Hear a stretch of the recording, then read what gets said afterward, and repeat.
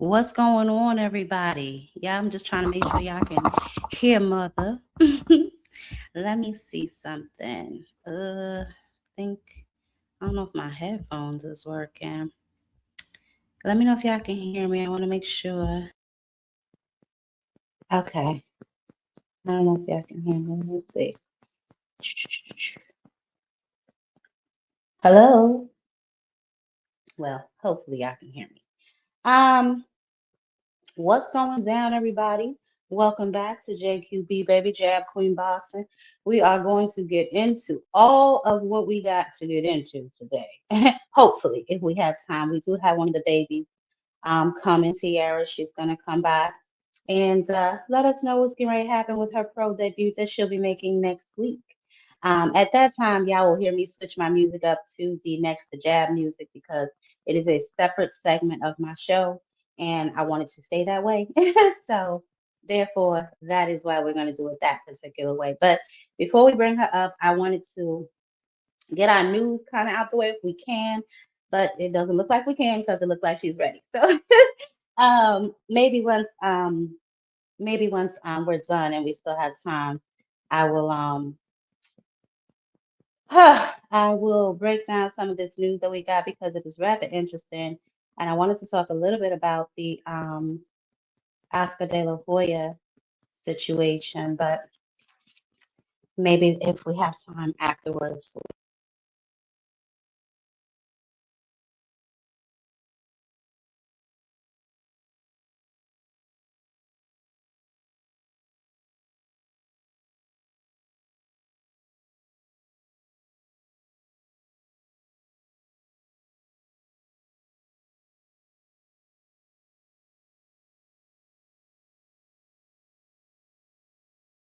Can, can y'all hear me? Yeah, see, my damn microphone just cut off. Look at, there's always somebody hating somewhere. You notice that? It's always a hater just hating some damn where. Okay, I made sure I sent it to her. She's gonna log on. 1 second. Let's see. Okay, there we go. She's about to log on, so hold on. I don't know why I keep on pulling this damn microphone up. She's gonna pull up in a second. We're gonna talk to her about what she got going on. But can y'all hear me? Look at the Lord. Hold on a second. I'm trying to make sure y'all can hear me. I'll put my thing back here. Hold on. I'm trying to make sure when she come on, y'all can see her too. Oh, this thing. Let me tell y'all something. This thing is so weird. And I think I'm going blind. My ass. Whatever. Okay. Because I wanted to do, I don't know, whatever. When she hit the link, we'll get started. But before she do that, hold on, y'all. Blow my damn nose or something. I don't know what the hell going on. And I wanted to make sure I got my where's my thing? I hate this damn. I'm gonna switch to OBS, I think. A lot of people have been telling me OBS is better. So I don't know. Let me see what's going on here. Advanced Nutrition Follows. I don't know. Okay. Let me just see where she is. Well, anyway, listen, while she's taking her time to come up here, let's get into some of the news that I have for y'all. So first, oh hey, thank Father, hey baby. Oh y'all can hear me. Good, good, good, good, good. Okay. While she's taking her time, child, let's go ahead and get into some of this news that mother has for us. Because honey, it's a lot going on. Now, apparently, Canelo is the second highest paid man in all of sports. Okay. I believe he is well, I don't know if this is his number, the 137, but I know he's only topped by one other man, I believe a golfer or something. But Canelo is the highest paid man in all of sports, which I thought was like crazy. Um, I did see also that Usyk, Lord help us, Usyk and Tyson Fury may be fighting each other for a third damn time, y'all. Okay. Now, when and if this thing takes place, I will definitely let y'all know. But I don't know if we're interested in seeing that shit. I mean, listen, again, their last fight, remember, was in Riyadh season last year. Um, Fury, he survived a standing 8 count, you know what I'm saying, but was then obviously outpointed and lost the fight. Now, remember, Usyk vacated his WBO belts after whooping Daniel Dubois' head. So I don't know what these people got going on, but they are interested, I guess, in another squabble with one another. So we're gonna see what happens with all of that. Now, um, I did. I'm sure all of y'all saw this because I posted this on the community page that Virgil Ortiz is suing Oscar De La Hoya, and hopefully, if we have time, because I got a lot's going on today, but hopefully after we do this interview, if we got a little bit of time, I definitely want to talk about this. If not, I'll just drop a video on it. Him suing Oscar, obviously in pursuit of that fight, and now him and Rick Morigian are still going back and forth on Instagram, making videos about each other. It's just so ridiculous to me. Um, I don't know in this situation what is really going on. I've been trying to get my hands on that lawsuit, and honey, when I know, you will know, because I want to see what's happening. You know what I'm talking about? So we're definitely going to get into a little bit more of that if we have time tonight. Also, who is this? Looks like Ja Apataya has signed to Zuffa as a cruiserweight champion. So we're gonna see how their league starts to shape up. Um, and we'll see what becomes of all of this, right? Um, Ocampo, as I told y'all last week, he is set to go against Walsh. He's going to be leading a 3 fight card. So I'm assuming it's going to be 3 major fights on this card for their premiere on the 23rd. Remember, guys, this is premiering on Zuffa. So that's boxing is that, yeah. So that'll be premiering on Zuffa um on the 23rd. Now, is this the same Ocampo who got whooped by EJ and then didn't he fight the Slender Man? And then again, I believe he fought didn't he fight Tim Tszyu too? And got whooped all 3 times. Child, listen, I don't know what's going on. But yes, Jai Alcantara is now signed, he has now signed to Zuffa Boxing. I don't know when he'll be making his debut, but I do know that he has recently signed to them. So who the hell knows? That is him. Okay, I was like, wait a minute, because that name, nevertheless, honey, that's him, and that's what they got going on over there down at the zoo for child. Iglesias said, "The hell with you, Canelo. I will get my own op, baby." So the IBF has seemed to find him a challenger, and we can hopefully get into a little bit more of that stuff later. But I kind of wanted to give y'all like a little bit of what was happening, and then obviously y'all know the upcoming fights. If y'all don't, I will reiterate. Okay.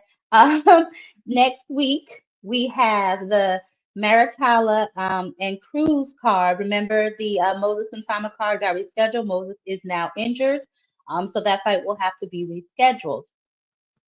Um, let's see what else. Oh, you know what? Hold on, there go my baby. She's backstage. Let me go on and let her up. Hold on. Let's see. Oh Lord, let me get this banner thing out your face, child. Let's see. There go my girl. Hey, what's How going you on? doing? I'm good. How are you I doing? can hear you. Can you hear me now? Mm, Can you hear me now? I can't hear you. 1 second. Hold on. You gotta do something about your sound, baby. Okay, you Can you hear me muted. now? You unmuted. Let me see. Say something. Yo,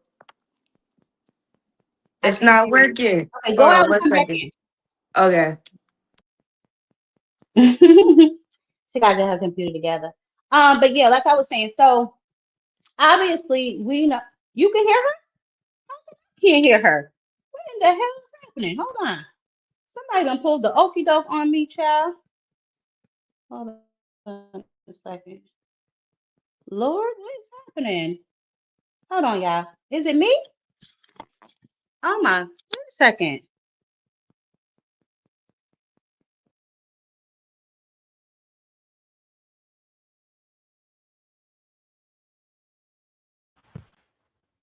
All right. Y'all can hear me though, right? Right? Hello? Can you hear me now? Even I didn't realize that. Marky Dan, I didn't. Hello? Can you hear me? I can hear you. Can you hear me? That's crazy because I cannot hear you. I don't know what is going on. Hold on. Let me see something. Because maybe Hmm. it's my sound. Maybe it's my sound. Say something now. I Can you can hear hear. me? Yes. Can you hear me? Okay. Yeah, I can hear you Oh my now. God, it was me the whole time. I'm so sorry. I didn't blame you. Oh my God, I'm so sorry. I thought it was. I thought I couldn't hear her, but they like we can hear her. It's Child, okay. whatever. Yeah, the hell with them. It's Anyway, all right. mhm, we got us How a you doing? squabble. We got us a squabble. Yes, we do. This up not Mm-hmm. today, but this upcoming Saturday coming up, the 24th Mm-hmm. of January. It will be my pro debut, and I am very excited. I am super, super excited. So Sit. talk to us about like is there has been there like different preparation. I actually, I'll be stalking you. I actually took a I took one of your clips from your page because I was like, oh, she looks like she's training very intensely, getting ready. Has Yes. anything changed?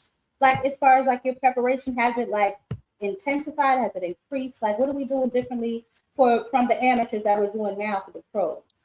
Everything has been intensified. Everything, Okay. because Okay. from going from the amateurs to the professional level is completely different.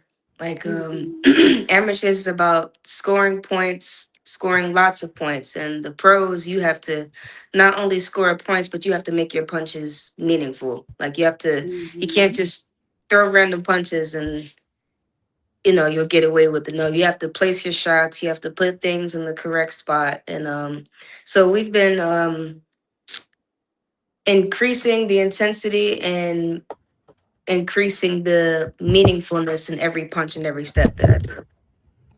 Mm. Okay, so I want to play your thing, okay? That's up in your page, and then we'll talk about a little bit what you're doing in this video. Okay.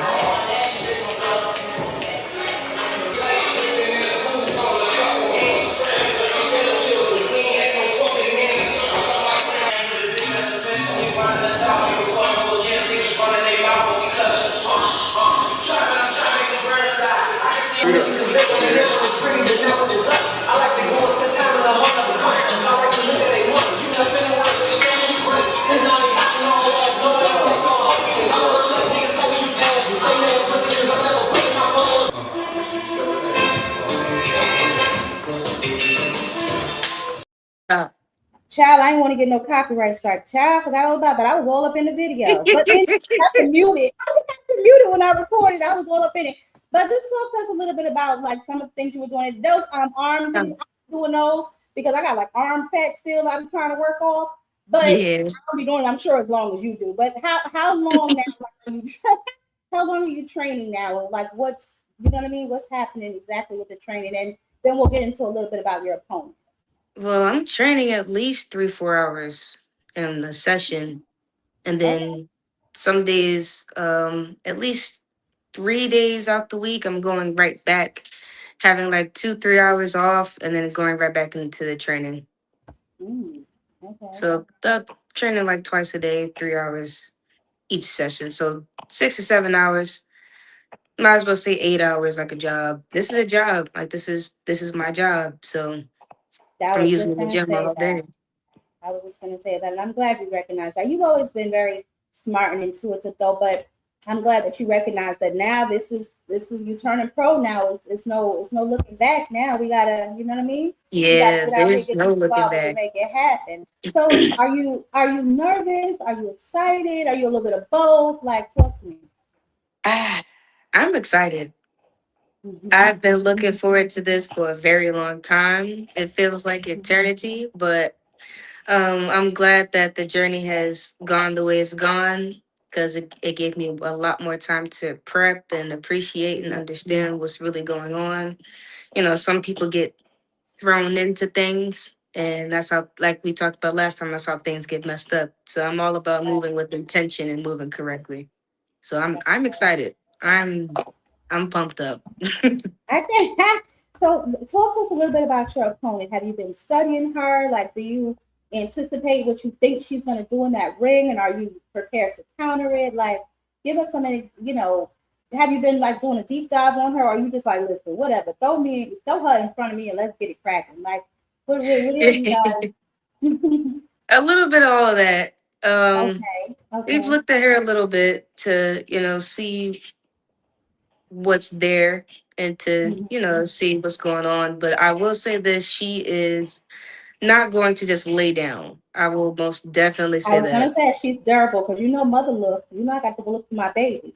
I look. Yeah, She's definitely durable. So she's we're most gonna see. definitely durable. She's Mhm. 0-5, so I expect her to come out there and to give a great show. Pretty Mhm. sure she's tired of losing.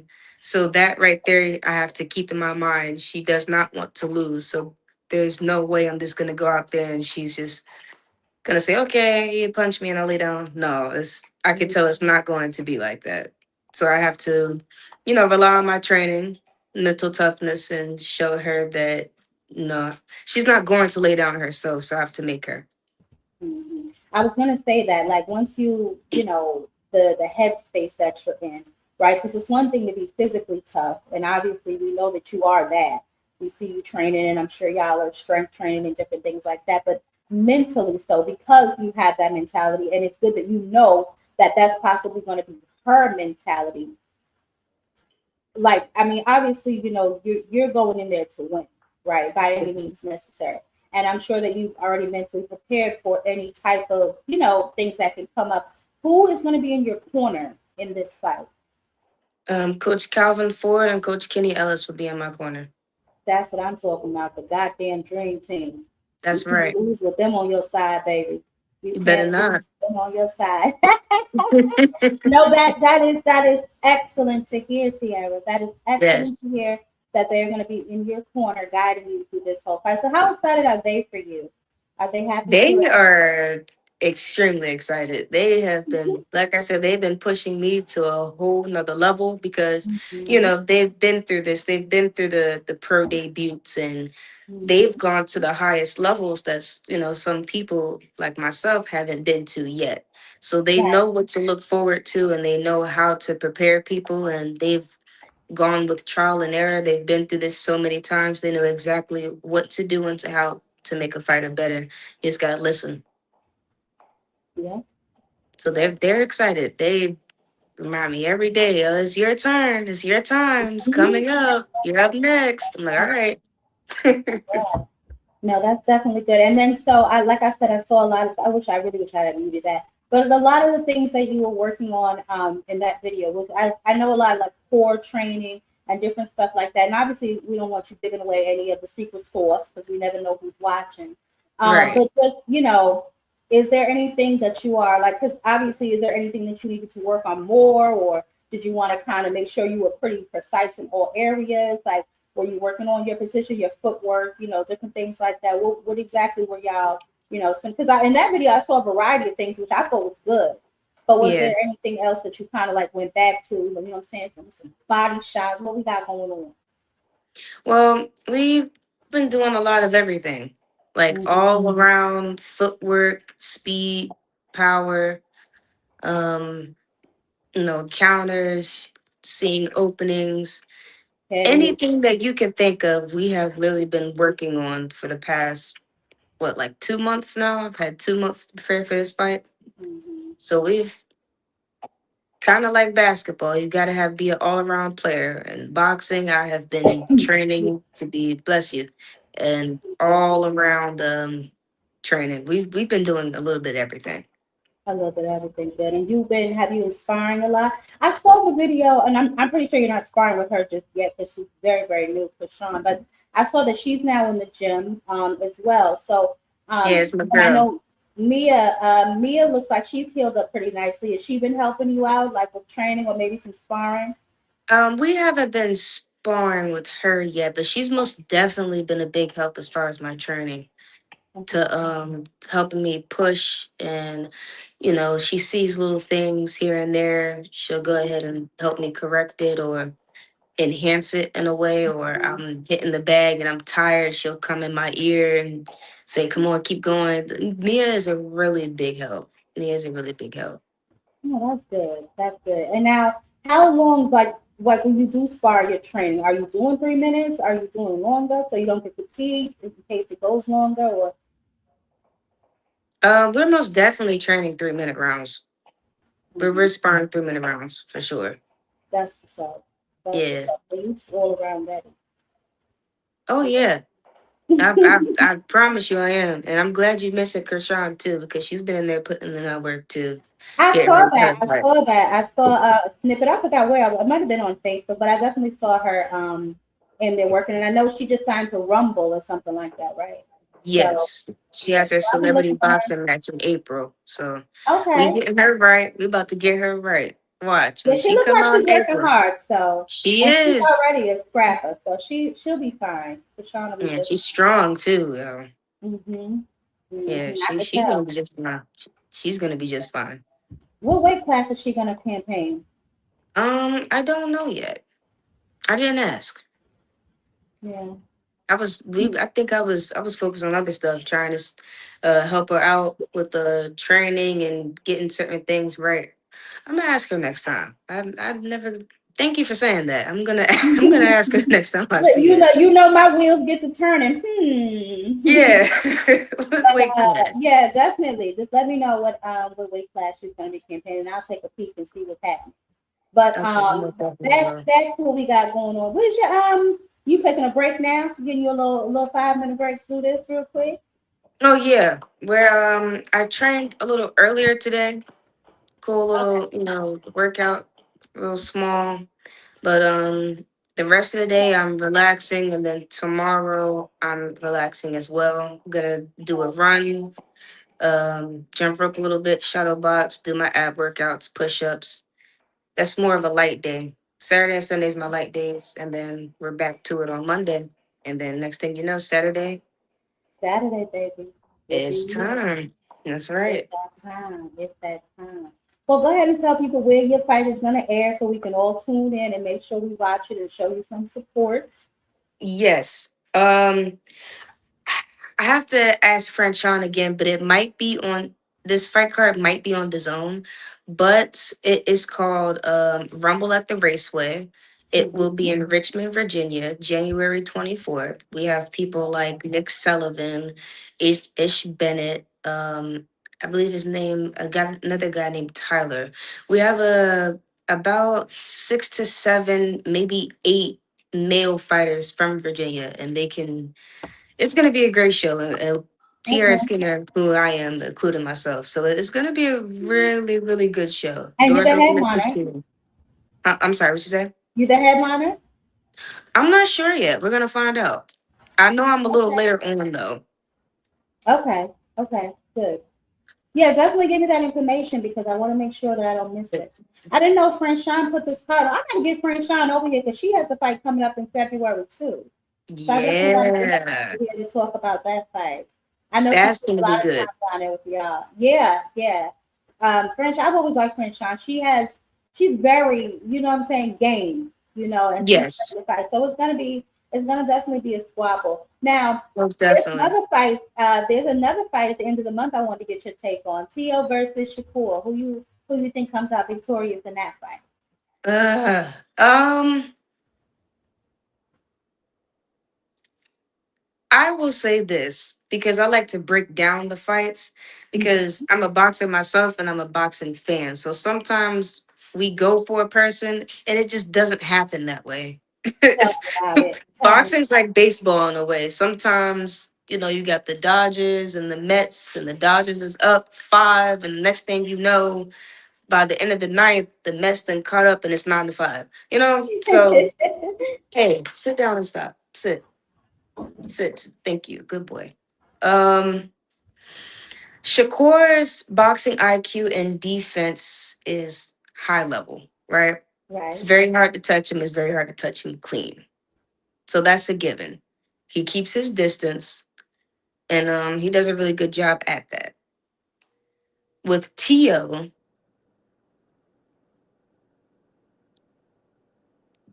sometimes gets in his head. Hmm. So when he gets into his head, he does not perform to the best of his capabilities like we're used to seeing him be able to do. Mm-hmm. So I would say if Tio comes out and sticks to his game plan that he's been training for, stays light on his feet, and keeps walking forward and doesn't get frustrated, I see Tio winning by decision. Oh wow. But if he does not do that, I see Shakur just going ahead and picking him apart and winning by decision. Okay. Oh, child, I lost my baby. What in the world done happened? Lord, I think her dog might have. Oh, Sorry there you about go. that. I got a call. Oh, I'm about to say. Sorry, Coach had called me. My bad. But Oh, you fine. this fight could go either way, and it depends on Tio. It really Yeah, does.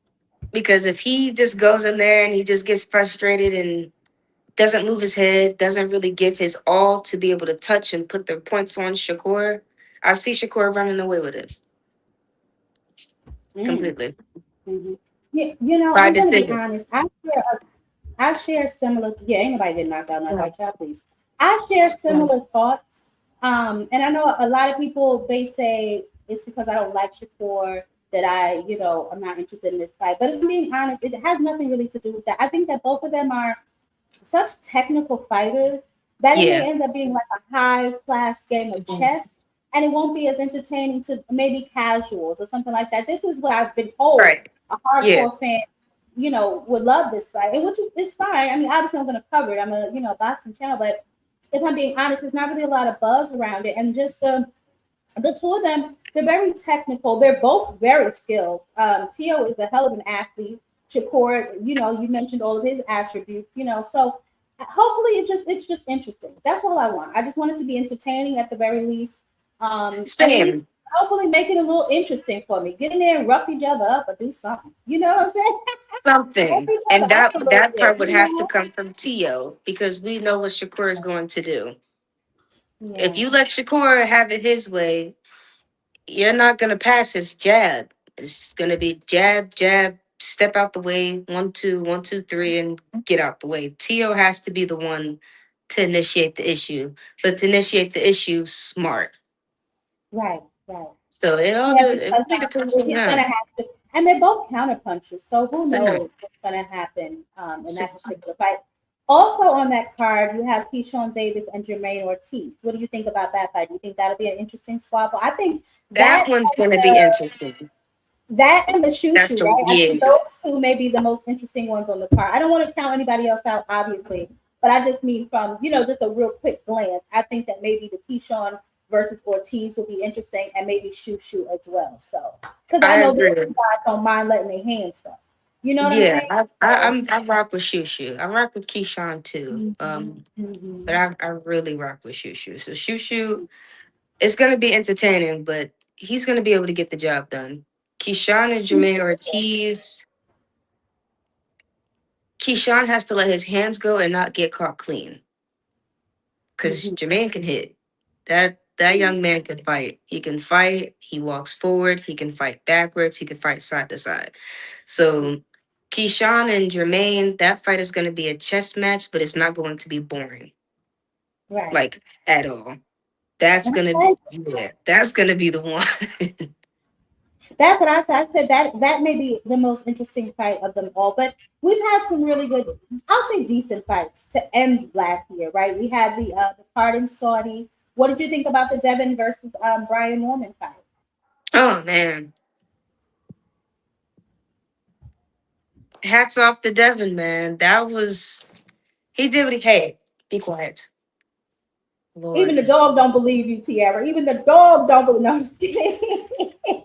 Hats off to Devin, man. He did what he had to do because I was talking about this to one of my brothers a couple days ago. I believe Brian had the wrong game plan, or I'm not in the corner and I wasn't the coach. So what I'm looking at, it looks like he had the wrong game plan, or he had the right game plan and he didn't follow it. Because if I pay attention to um, a lot of Devin's fights where he did have a hard time, people, his opponents weren't letting him get his jab off. His jab is his Mm-hmm. best punch. Yes, They it is. wasn't letting him get his jab off, and they wasn't letting him land the hook clean. His Mhm. jab and his left hook. And that's exactly what Brian got set up with. He got set up with Devin's jab and got caught with the left hook, and he just could not recover. Yeah. So instead of, Brian, and hats off to Brian Norman Jr., he can fight. He can fight. He does a lot of things well. I just think what he went in there and did, whether it was the wrong game plan or the right game plan, just executed wrong. Hmm. There's no way that I'm watching Devin and I'm not stopping that jab. It's like he was getting hit with it. It's like he had Over and over no, again. yeah, there was No like answer you're for the getting set jab. up. No answer for the jab. And you know what, No Tierra, answer. I agree.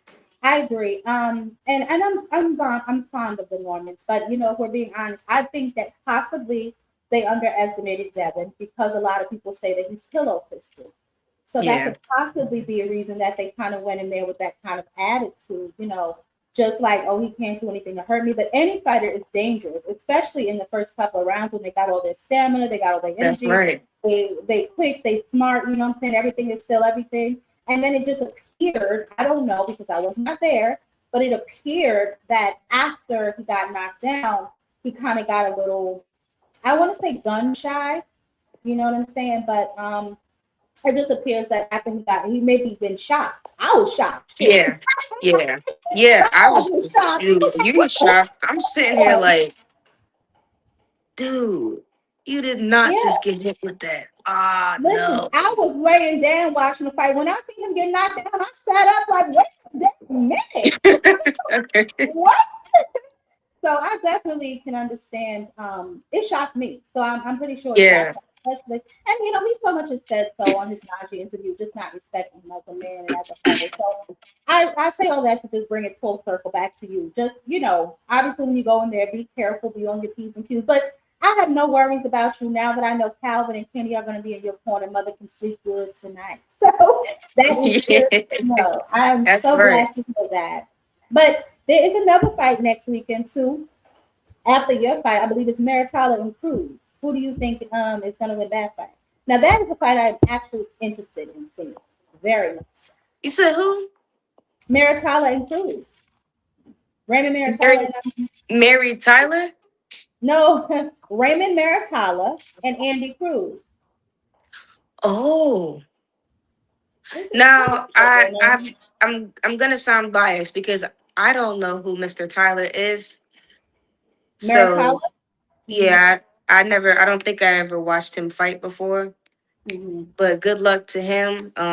I know I've seen Andy Cruz fight before, all the way from the amateurs into his transition into pros.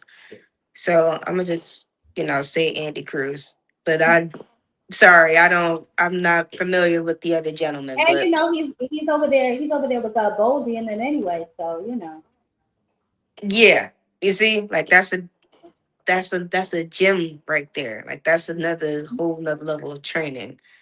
So I'm Mhm. gonna stick with Andy Cruz on this one. Well, that's good. So when you mentioned friend, is this franchise part that you're going to be on? She's hosting, and she played a very, very big part in helping me and the lady that I will and my opponent. So, Franchon is a really big advocate for women's boxing. She's most Yeah. definitely a realist. She's gonna keep it real with you and keep it honest. If she can help, she will. Mhm. Um, yeah, it kind of goes back to a little bit what we was talking about before, how some women say that they're for women's sport, not just boxing, but the sport for women, period. And they don't show it. Franchon is most definitely one of those ones who show it. And Mhm. Yeah. yeah, it's been like that ever since I met her. No switch up, no nothing. So I most That's definitely gotta thank Franchon Cruz for this one. definitely for putting that card on and helping you all. Yeah, because I know when I originally talked to you about the opponent, I was like, I don't know how to get in touch with her. So y'all on y'all own with that You one. have to figure this one out. Yeah. Well, I figure that one out. But I'm glad that y'all were able to make that happen because I knew that, you know what I mean? Like, Yeah, it took a while, but when we I'm seen the name and Mhm. the team seen the name, they was like, "Oh yeah, where you get that from?" I was like, "Jam Queen sent it." I was like, "Oh, all right, cool. Let's get it then. Let's get. I gotta find out Yeah. a way to contact this lady." Yeah, because I had no idea. And I've been working with Miss Lori on how to get like, technical and my paperwork together on all of that so I can do more to help Yeah, y'all out. So I definitely will be definitely doing more. That's why I said, what has Krishan going in? But I will definitely. But listen, after you whoop her head, you make sure you come on back over here, okay, and talk to us about how your first fight was because I'm sure it's gonna be different, no headgear, smaller gloves, so but you got this. You got this. yes, I do. Thank you so much for having me on here. Always. It's You know that. always a Come on. pleasure. I feel comfortable, like fam, Of and course. on here. That's right. Come over here, I kick your feet appreciate. up. Now listen, go on over there and tell Friend Shine to stop ignoring my DMs. No, I'm just kidding. I'm gonna reach out. I do want to bring her on too for her She be fight. busy. I I'm most know. I definitely gonna see hit her. her up though. I But gotta I would contact love her for her to come soon. over and just talk about her fight, because I know she's fighting on the what is it, the 23rd, the 22nd or the 23rd with I think it's the Carissa. 22nd, Yeah, I know February that twenty their fight second. is coming up next month. I usually go over the month's fight, so I'll probably start going over that fight more towards the end of this month. I want to make sure we get T.O. and Shakur and that whole part out my way and out my hair, and then we'll get into what's going on in February. So I'll definitely let her know I'll be reaching out to her too because I want her to come on over, and, promote the fight as well. Most definitely. I'm gonna reach out to her and see if we could go ahead and set that up for you. Oh, you are the best. Now listen, you're going to whoop her head, okay? I'll be watching. You make sure you send me how I can watch it, and maybe I'll post some clips and stuff on the page so everybody else can watch it in case they don't get to see the fight live. I got you, most definitely. Y'all You remember, enjoy, baby. follow me on Instagram, That's right. Premier Global Groovy, or you can just type Yep, in Tierra Skinner on all platforms. I will pop up. You can Google me, all of that. My name and my face is there. that's right. Follow my girl, or somebody get hurt. Exactly. That's right. That's right. Okay. All right, baby. Thank you so much, and we'll talk with you again real soon. Thank you so much, Jab. Of course, Sierra. See you later, You have a baby. good one. You too. Y'all trying to stress mother out up in here. I see y'all. Y'all make sure y'all go follow her though on Instagram. It's Tierra Skinner, or you can do at Movie Baby. Her fight. I told y'all about her fight. Hold on, y'all. Y'all know I gotta use the bathroom. I've been holding this thing forever. But let me tell y'all real quick. I'm gonna put her thing up here, and then I'm gonna go scurry on over to y'all and do what I got to do. Where's that girl thing? Oh, we have an accent over here. Okay, here we go. All right, I'll be right back, y'all.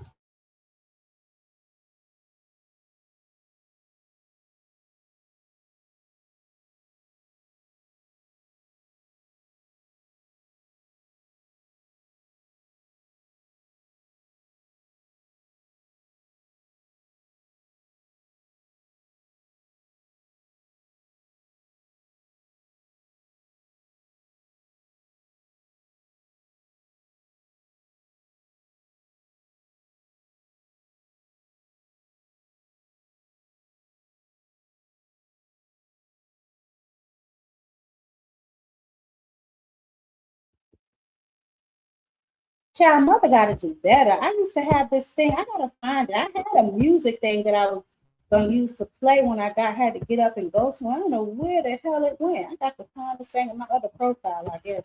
I don't know, child. I ain't played my next to jazz music or nothing. I am losing it.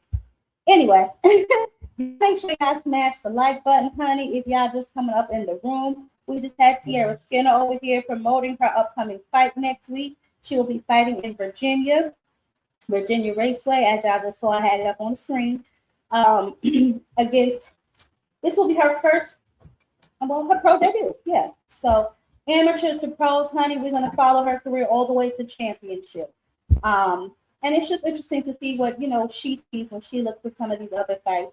And she sees what a lot of us sees, and obviously she being a fighter herself sees things that maybe some of us don't always see. So it's always good to get their perspective on, fights that happened or upcoming fights, just to see what, they look at. But I am super glad that Calvin and Kenny are going to be in her corner for her pro debut. I mean, what a team. You can't get no better team in boxing than that to be in your corner for your pro debut. So that is just amazing. Shout out to Tierra and shout out to the team.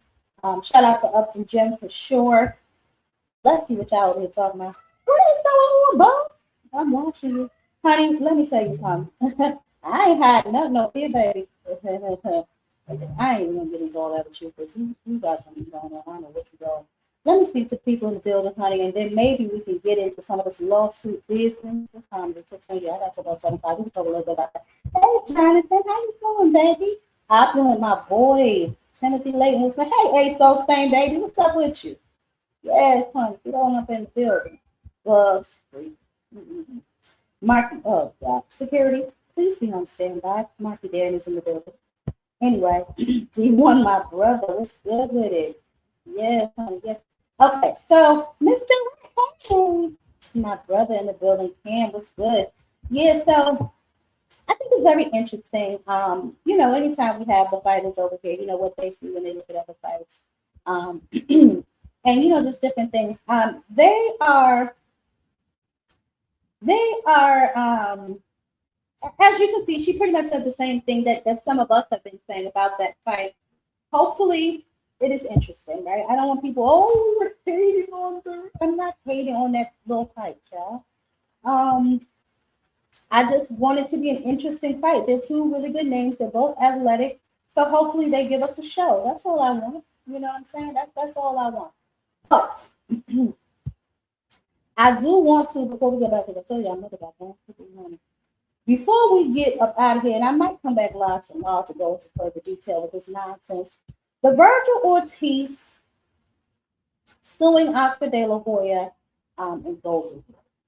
From what I gather, what I have been able to, I guess, get my hands on and get the gist of, Oscar was using this contract with Virgil as leverage to keep himself from being homeless, right? Because remember, I posted on the community board. Hey, Picasso, baby. Remember, I had posted on the community board that the zone said, get the hell on Oscar De La Hoya. They would not be renewing their contract.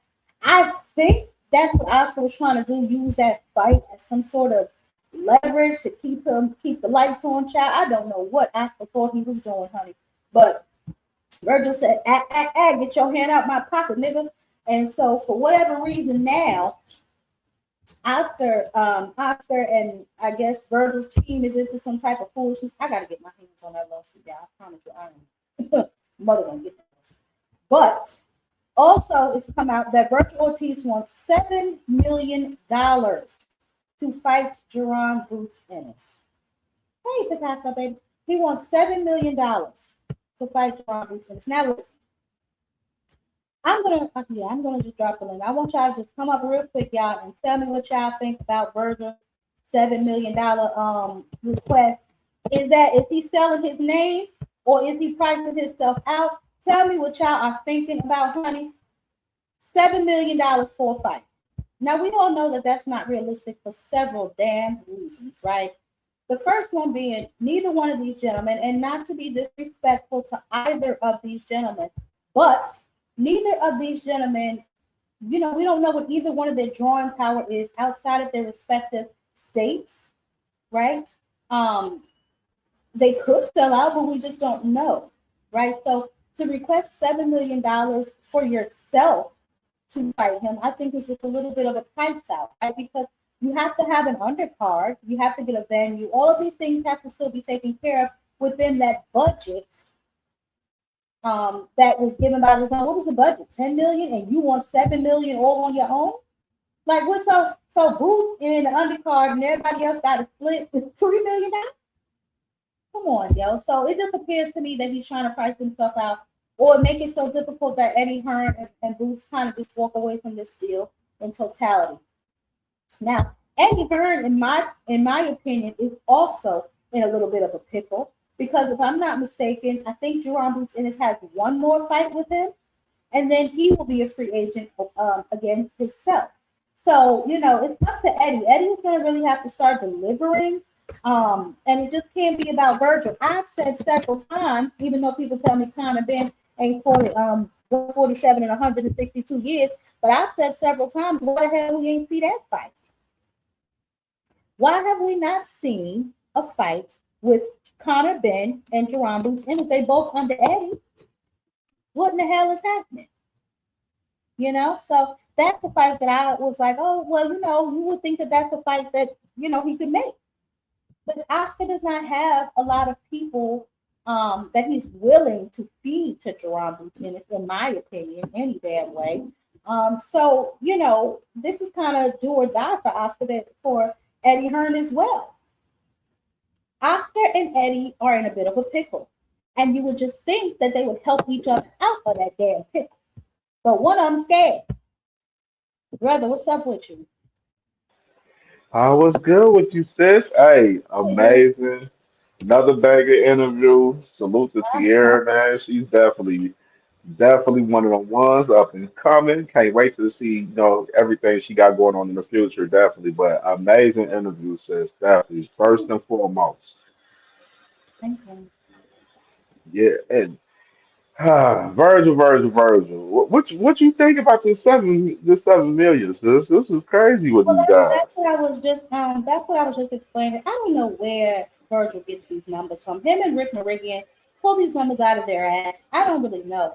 I would love to see how he does. That's why I'm gonna get my hands on that damn paperwork. But I want to see what he I uses got to. it. I got it. I sent it to you. Oh yes. Oh brother, You want me I to knew send I it to should have you? called you. I knew I should have called you. Yes. Yeah, but like, I don't know why you ain't here. You know I got the paperwork. I've been You running know both. I got the receipts. I was like, I don't know if I'm gonna be able to even worry about that tonight. So I ain't even really try to hunt it too damn much. I was like, maybe Yep, I'll come live tomorrow and just do the paperwork thing. But shit, I was like, we got a few yep, more minutes.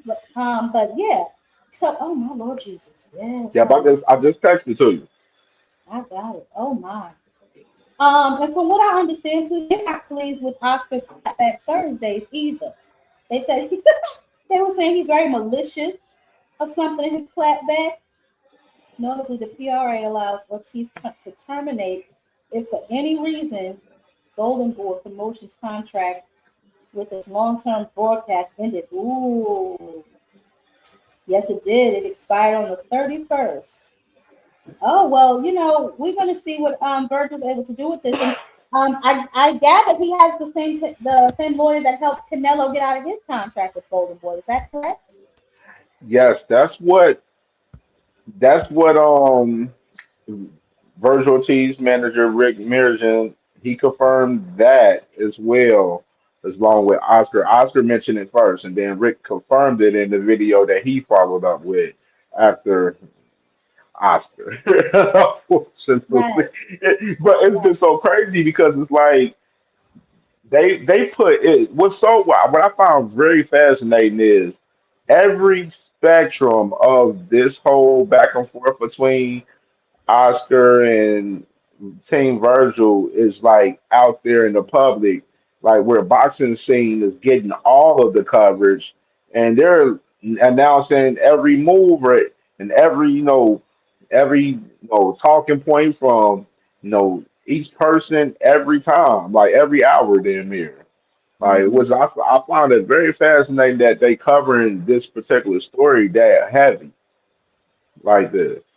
Well, because it's a big fight that people want to see, and that's what I was trying to explain to people. As long as it's like a good matchup, people aren't necessarily all like belt crazy. You know what I'm saying? Like, because this wouldn't be for any belt in particular, because we know Virgil ain't got no damn belt, and Boots hasn't been able to snag one as of yet. You know what I'm saying? With a little interim or whatever you want to call those. But this wouldn't be for a belt, but it would be a damn good matchup that I believe the fight fans would definitely show up for. I mean, it's interesting. We wanted to see this fight for what classes now. You know what I'm saying? So what is the damn hold up now? Yeah, absolutely. Like this is a fight that boxing definitely needs, and I mean, with me personally, I feel like Virgil trying to cut his ties from Oscar. I mean, he's basically in the same position as other guys that had issues with Oscar in the past. Via Ryan Garcia, same shit like that. But I don't see like these guys cutting ties from each other. Personally, I just don't see it. Yeah, because he's been in Golden Boy what pretty much his whole career. Hmm. Yeah, so he's probably pump faking. I don't know what they got going on. I'm starting to think this whole shit is orchestrated because first it was Rick Maripia blocking the fight, and now it's Oscar blocking. But they're just going back and forth. Now they are running around here pushing paperwork. It's getting real ghetto. See, that's why I said it's interesting that that's why I said It's it's interesting that they reporting everything about. It's interesting that they're reporting everything about this fight, negotiations and everything, due to the fact that that's why I feel like it, like you just said, it could possibly be orchestrated and everything just to sell and promote this fight in general when they do happen to lock this fight in. But with the numbers that they at, I mean, you looking at you know the zone they was trying to offer both of them guys, 3 million, 3.5, guarantees, and then they make the rest on the back end. And then you got version of them asking for 7 and asking for 10 and like doing all of this extra shit and they ain't even made nowhere near this type of money in the fight. That's why I said the other day, like when you have guys that up the price on their bag on for a fight, it's because of the fact that they're not confident in them beating that guy. That's just a well, simple yeah. fact of the matter.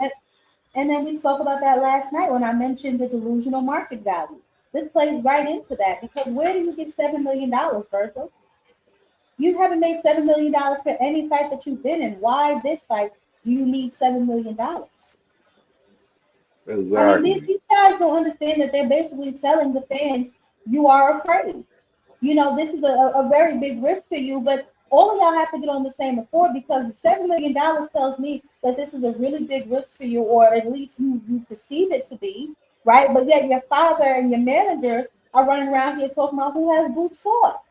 So if that's the case, and he hasn't fought anybody, then you should be willing to get in that ring with him for 1.2, two. At the most, you haven't made that much more than that in any fight. And this to me would be a legacy fight for him. He clearly don't care about belts because he's never gone for any. You know what I'm saying? So I Hmm. mean, and it looks like Boots is willing to settle for him since all the champions are currently busy. I mean, this is they need to stop pussyfooting around. It's Absolutely. it's absolutely ridiculous as far as I'm concerned. So I don't Absolutely. Because it's just like you thinking of it as like y'all never negotiated a fight with other guys the same way like this. Y'all tried to do Xander the same way, but the know. other guys that he's fought, he ain't have to do that with those guys that he's fought. You know what I'm Well, saying? He because ain't up his price against those guys against Boy Chuck and Mad Jamal. they've all been see. Well, not only that, I get it, right? They're looking for whatever kind of leverage they can obtain, right, going into the fight in the event, which is likely to happen. Virgil takes a loss, right? But they also need to understand this, right? Virgil, although he fought, in my opinion, a wash Lubin, you know what I'm saying? He fought Madrimov off of a loss. You know what I'm saying? So it's like, yeah, he's got some decent names on the resume, but it also matters to me when you fight them. You know what I'm Hmm. saying? So it's not like these niggas is hot like fish grease when you know what I mean? So I don't know. It's just something to consider. But I definitely I'm gonna look a little bit deeper into what the hell they got going on. They've been posting back and forth all day. Why don't y'all just call each other? You post a video, then Oscar post a video. I mean, sit down. And where's Virgil? He in the witness protection program now? I just Man, don't understand. I don't understand it. He ain't said a damn word in weeks outside of those interviews where he said he can fight him, whoever he wants. crazy. The father ain't even spoke out. It's just been Rick Mirrigan and Oscar back and forth. Virgil ain't sent out a tweet or anything. He just been sitting back in the cut, just letting them, go back and Letting forth him the duke whole it out. damn time. But he's Letting him duke. apparently riding with Rick Mirrigan though throughout the process, is obviously because he's suing Golden Boy. But that shit's not gonna hold up with them two guys. They I'm gonna about to work say, together. I don't know if that's going to hold up or not because his contract was contingent on whether or not Golden Boy would be homeless or not. And since Golden Boy is now homeless, that may be merit. And then obviously, I mean, who knows how long that contract runs for? I don't know. But if that was a contingency of the contract, then maybe he does have a leg to stand on. But you going through all of this for what? When y'all can just talk to each other and get some money together and sit down and fight. The zone already gave y'all a budget for this fight. What is the haggling about? A Right. I fifty-fifty think I split? think the main question to ask about it is, do y'all out there, as, y'all, as boxing fans, do y'all truly believe Virgil Ortiz Jr. wants out of his contract with Golden Boy? No, hell no. He stole it. He stole it. Like it's crazy. Exactly, Ramon. To say you suing and then to sue somebody is two different things. But they don't already push the paperwork down at the courthouse, chat. But I believe this is a stall tactic. I believe they're, pressed for time or trying to buy time or whatever the hell the case may be. But hey, I don't know. That's a fact. I'm just mere mortal. But I can see right Man, now. You know what I'm saying? They're causing a bunch of chaos, and usually when they're causing a bunch of chaos over here, it's so we don't look over there. You know what I'm saying? And Boots just sitting back like Boots and Eddie, like shit. We ready when y'all ready to sign. We ready when y'all ready, man. But y'all let us know, man. Y'all get y'all shit together over there. We ready when y'all ready. According to Eddie Hearn, Boots has already signed his portion of the deal. They're waiting on Oscar and Golden Boy Virgil, all of them over there. Absolutely. Nobody's going to That's, set up a fight they know they can't win. See, Picasso, that's the thing and that's like a lot of my problem with some of these fighters today. None of them, in my opinion, are in enough 50-50 fights, right? Like if every time you announce a fight, like, oh, this one versus that one, and I'd be like, Tom, you about to beat the hell out of this nigga. And then you beat the hell out of that nigga. Like that, to me, that is the reason why people are becoming less and less interested in boxing. Because it's mm, not enough 50-50 matchups. It's not enough. I'm tuning in to see who's gonna win this one. It's one thing to put names on a paper and names in our face, and it's another to put skills in our face. You know what I'm saying? right. Because a lot of these guys we know have padded resumes. A lot of these guys, for instance, look at Cepeda resume. What was he like? 31-0 with 20 knockouts. But then you went life or death with Tevin Farmer and didn't hurt him. The fight Mm, before that, I thought your ass lost. Who did he fight before that? Muratala? You know what I'm saying? yep. It's like you're a volume puncher, but those volumes doesn't really seem to be hurting no damn body. And a lot of those KOs were mostly TKOs or the ref just stopping the shit because it's like, man, nobody really want to see this. You know what I'm saying? So it's a lot of that going on with some of these boys' resume too. You know, but it's because Mm, if you look at it, it's like who on Zepeda's resume can you recognize outside of Tevin Farmer and maybe Muratami? I can't pronounce none of those names. So it's also about who you fight. I mean, listen, I think I'll wait to my next live to bring this up, and then I want everybody to really think about it. But I definitely just want to see better matchups this year. You know what I'm saying? We're in the first quarter of 2026. We're getting some decent fights, but let's see how the rest of the year shapes up. Virgil and Oscar need to go ahead and get this fight done. No need to drag it out any further. But what it's already been dragged out, it's obvious that Turkey has lost interest in this particular matchup because where is he? You know, he's supposed to be the one to solve the yeah. money. What happened to that? Yeah. Salute to my What boy happened? Cardenas. Cardenas. I think Cardenas make a comment. He said Boots should move on from the Virgil situation. I would. I was feeling the same way a few days ago, but then I was like, no, if I'm Boost, I'm keeping my foot on y'all neck, and I'm gonna make y'all fight. I'm gonna make y'all fight. I'm gonna make the world. If y'all don't fight, we gonna show the world 100% how afraid and scared I was not to fight for real from the beginning since that face off we had when I pulled up on y'all. Like, if I'm Boots, I'm stepping on their necks. I'm standing on business, and I'm making them sign that fight. I ain't moving on until we know them boys ain't 100% gonna fight us. Cartoons is funny. He said fighters have 70 interviews for one fight a year. Oh my God, Man, Cartoons. bro, Cardenas, bro, you telling the absolute 100% truth, bro. Dead That's my ass, like dead um, ass. Like you will see a fighter literally have about 30 interviews and won't even fight the whole entire year. Like we see, like Blair the Flair, Blair Cobbs, he prime example. Motherfucker fought AB in 2024, ain't fight the whole 2025. Did hella interviews though. Salute to Blair though. No disrespect to him. I like Blair. I like Blair Cobb, but didn't do no interviews the whole entire year. I did no had no fight and did like 30, 40 damn interviews and shit. I'm like, bro, we want to see you in the ring. We hearing you talking about fighting this guy. You calling out this guy. You at fights in there talk about woo and all of that shit. We want to see you fight. yeah, that's definitely 100% the truth. The same way with a lot of them. I've seen Schofield do more interviews this year than he did fight. I mean, last year he only fought one damn time, and I be damn every time I look up, he was on Mill City. You know what I'm saying? That's a lot of these boys. Like I said, they want the limelight, but they don't really want to do the work, yo. Everybody want to be Mayweather, but they don't want to be Pretty Boy Floyd, and that's just the honest to God truth. Now, as far as the Boots and Virgil situation, I don't know what the hell they over there doing, but they need to get it together. Let's get that fight done for the second quarter of 2026 and stop the pussyfooting. This is absolutely ridiculous. It's just making Virgil look even worse to me. I mean, already I know what it really was. You know what I'm saying? You really never wanted that fight. He's on record saying, yeah, we're going to meet, but it's going to be like all the way up there. Like, what the hell is all the way up there? And where is all the way up there? How do I get there quick? Okay. Mother don't have time to keep on waiting for y'all to put on a good damn fight for me.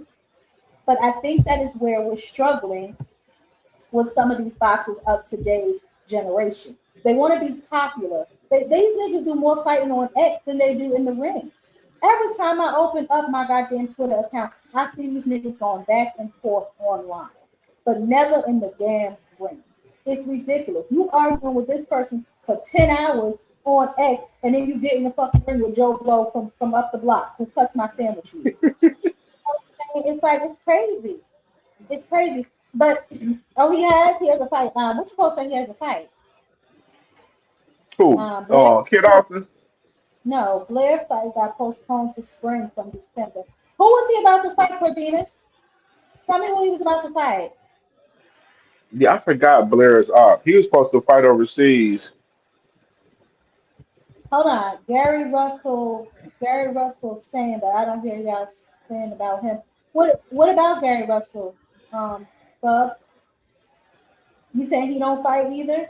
I don't see a lot of Gary Russell interviews, but I will tell you this: Gary Anton Russell did push the issue with the unification before he got stuck into his mandatory that he'll be fighting in February. So I'm not really sure what you mean when you say that, but let's be extremely clear. Gary Anton Russell was absolutely pushing for a unification fight at 140. It was Richardson Hitchens' punk ass. It was Teofimo Lopez's punk ass. It was Subriya Matia, who did not want to unify, who did not want to fight Gary Anton Russell. But he definitely was looking for a unification fight in 140 pounds all of last year. So I'm not really sure. Absolutely. Yeah, You Gary know, Anton Russell is fighting his mandatory Andy Hiroka February 21st yeah, that fight on got put. the Barrios and Garcia card. Yeah, he was supposed to have already have that. He was supposed to have that fight on the Jake and Tank undercard, but obviously that card didn't happen. So obviously they moved all the PBC fighters off of that card. So now he'll be on the undercard, like you said, of Ryan and Barrios. So he's gonna fight his Absolutely. mandatory And then and from there. the one thing about it, like Dean, what's if up, he baby? beats Andy Hiroka, he's going to be searching for a unification after that. He wants to unify bad. So he's definitely And going to be searching for a unification if he beats Andy Hiroka. Dalton Smith said he's looking to unify too. So hopefully we'll get some type of unification fight because we damn sure did in all of 2025. So we'll definitely see what's going on with that at 140-pound division. What do you think about the news that I broke about Usyk maybe fighting Tyson Fury again for the 973rd time? I heard otherwise with Usyk with him and Wilder for July 11th. Yeah. But see, this is the shit that I be talking about, right? But then y'all over here talking about a third squabble. Why?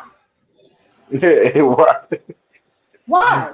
You supposed to be, you're right, he's supposed to be fighting Wilder. in the summer. Why are you over here talking to him about a third squabble?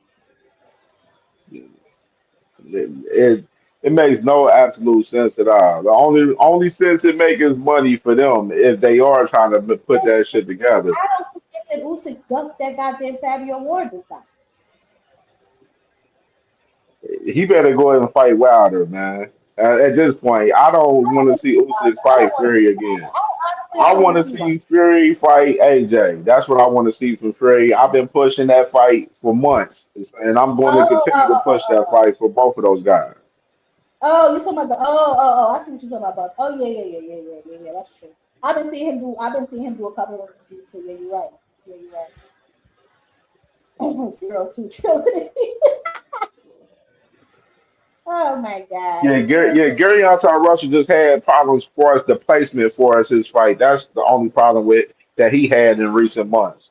Because they placed them on Tank and Jake, and then that fight didn't happen, and they was trying to figure out what fight card to put them on for us PVC wise in the first quarter, and they found Barrios and Garcia, so that's what we got right there for them guys, and that's gonna be a Yeah, great fucking fight too. Like Andy um, Hiroka, he's a dog. He a dog. Like he ain't gonna yeah. lay down in there for Gary. That's gonna be a tough ass fight for Gary. Bug. From what I understand, um, Gary was taking care of his brother's kids. I think didn't they lose like one of their brothers or something? So he had to go through like a court custody battle. I heard him explain it before. I don't want to twist the story up, but I heard him explain something about he had to get custody of his nieces and nephews. So he stepped away from boxing for a while. But to my understanding, he said he's back full action now. So we're gonna see. But you're right. He do a lot of interviews. I did see him do a few of them actually, as a matter of fact. Mr. Shelton, what's good with you?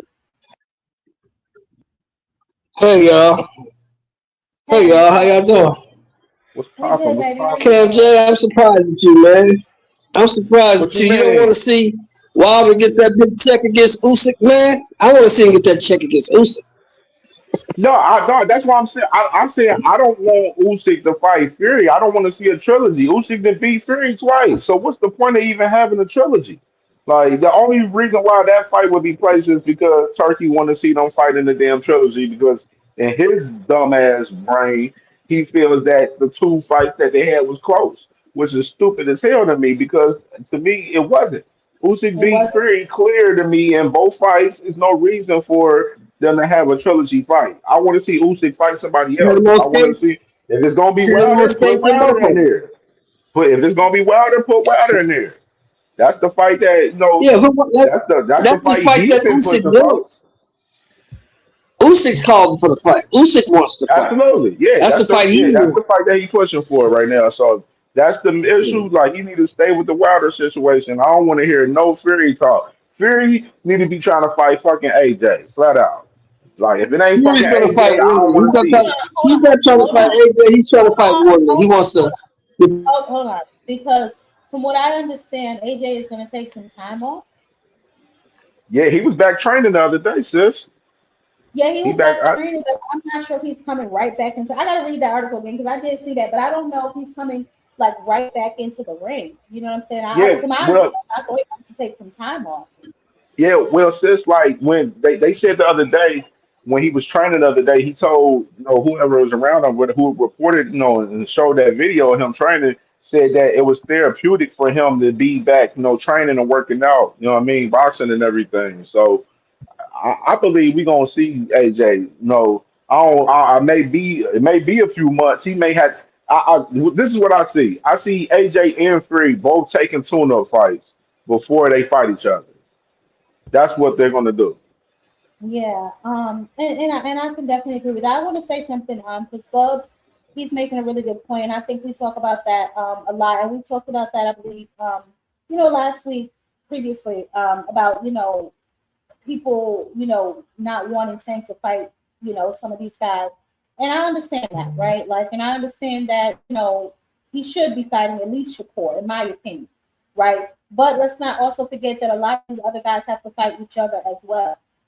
Bubs mentioned that Gary is in interviews because I haven't watched them. I saw them, but I didn't watch them because he ain't got no fight coming up. So it's really I don't just want to see you shoot the shit with Mill City. If I'm being honest, but To your point, I have seen him doing a lot of interviews. I was unaware that he was calling out Javante in those interviews. But there is plenty of smoke to be had at 135. Well, it's smoke there. Everybody can, and they may be getting ready to elevate the little nigga, what's his name, Schofield, you know what I'm saying, or have him fight for the vacant belt. So we'll see what's going on. We're gonna see what Shakur does after the Tio fight. He wins. Who knows if he's gonna stay at 140? If he's going back down to 135. If he's gonna try and make a move for Conor Ben at 147. We just simply don't know yet. So we have to just wait and see. But to your point, Bub, I definitely do agree. Everybody's dancing around that nigga and need to be. They all need to squabble up. They all need to squabble up, in my opinion.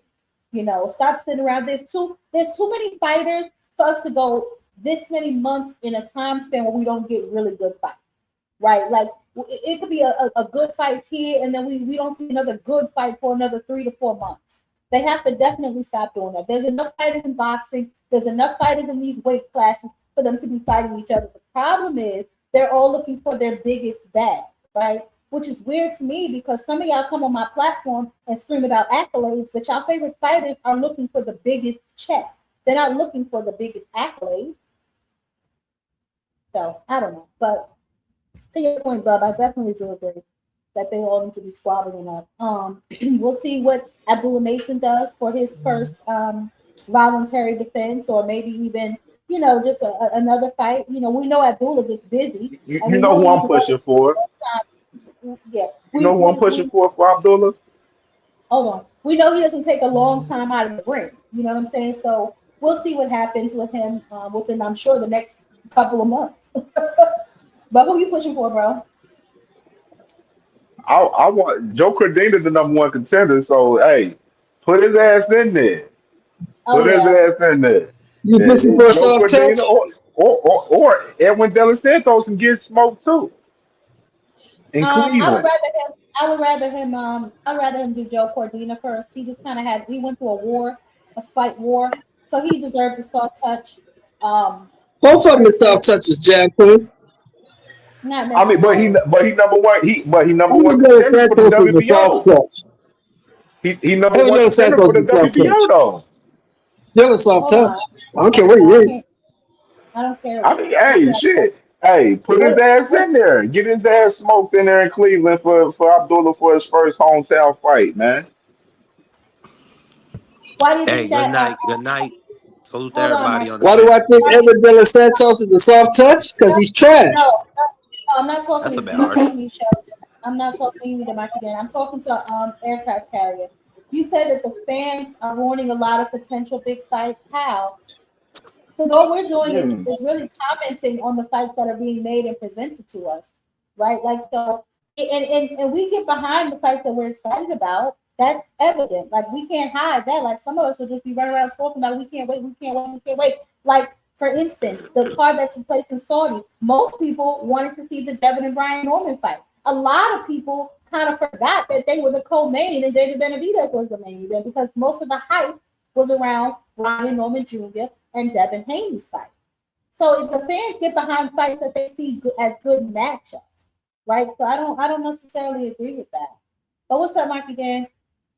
Good evening. Good evening. Good night. Salute to Marky, what's Jab good? Queen Boxing. Oh, I'm sorry. I'm sorry. No, it's not you. Good, aircraft. I'm just responding to you because I saw you post that. But I wanted to know how, like, what made you say that? I still want to know. So let me know in the chat.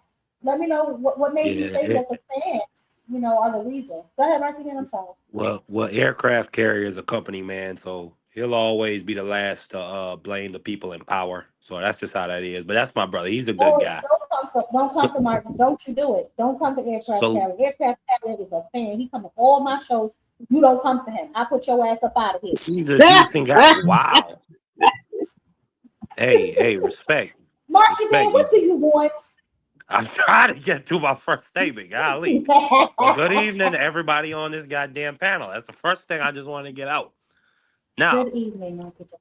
I don't know who De Los Santos is a soft touch for. Who are you talking about? 'Cause De Los Santos, I don't think he's a soft touch for Edwin anybody. De Los Old Santos man ain't Sheldon shit. Moore. He Oh ain't my shit. goodness. Damn. That's pretty harsh. That's pretty harsh, Sheldon Moore. I don't know about that. Damn. Coming off a first round knockout?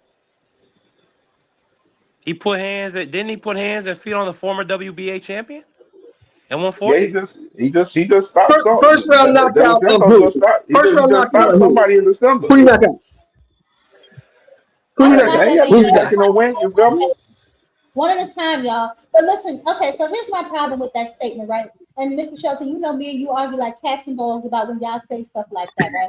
Because the former opponent he is a former opponent of Shakur Stevenson. And I keep telling y'all, if y'all keep shitting on everybody on y'all favorite fighter's resume and y'all want to run up over here expecting me to give them all the credit in the world, you are not going to get it. If everybody on their resume, everybody that they fight is trash, because you done said that about Zepeda, now you're saying it about Edwin De Los Santos. What does that say about Shakur's resume? Don't that say his resume is trash?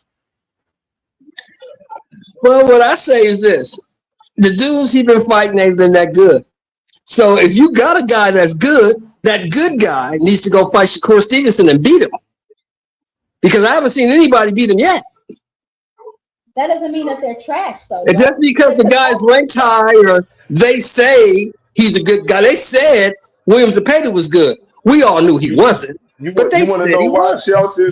But So here Shelton, we go it's with because this. your Zepeda guy. good. Hold on, because Mr. Shelton, you're traveling down a very slippery slope. So I would watch myself if I were you, because to say all of that, then I could tell you that Shakur's resume has been inflated. He's been on a top-ranked diet since you just sat up here and told me that people say these opponents are good, but we know they're really not.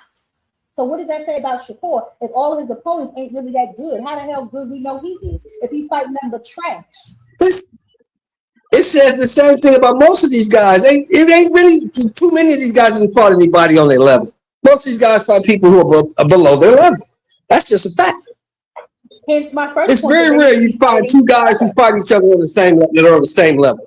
Very So rare. you're proving my point, Mr. Shelton, that they need to be fighting each other. That's my whole point. Exactly. I agree with you. I agree with you. I agree with you 100%. But I can't sit. I'm too old to sit around and allow people to tell me the people like Williams Zepeda are good. They're How not is it good. right? You were trying to Hold tell on, me Mr. Shelton. Evan De Mr. Los Shelton. Santos is good. He's not good. He's not a good Hold on, fighter. Mr. But Shelton. Do based you see on that but based comment on right? what? Hold on, one Do at a you see that time, comment one at from a time, Cardenas? one at a time. Huh? You see that comment Say from again, bro? Cardenas right there? You're right. Now, What did he say? my thing is that's the exact question. If Delos Santos is so ass, why did Shakur run from this nigga then? Why was he Did he fighting win the serious fight? fuck against this nigga? Did he win the 'Cause fight or lose the fight?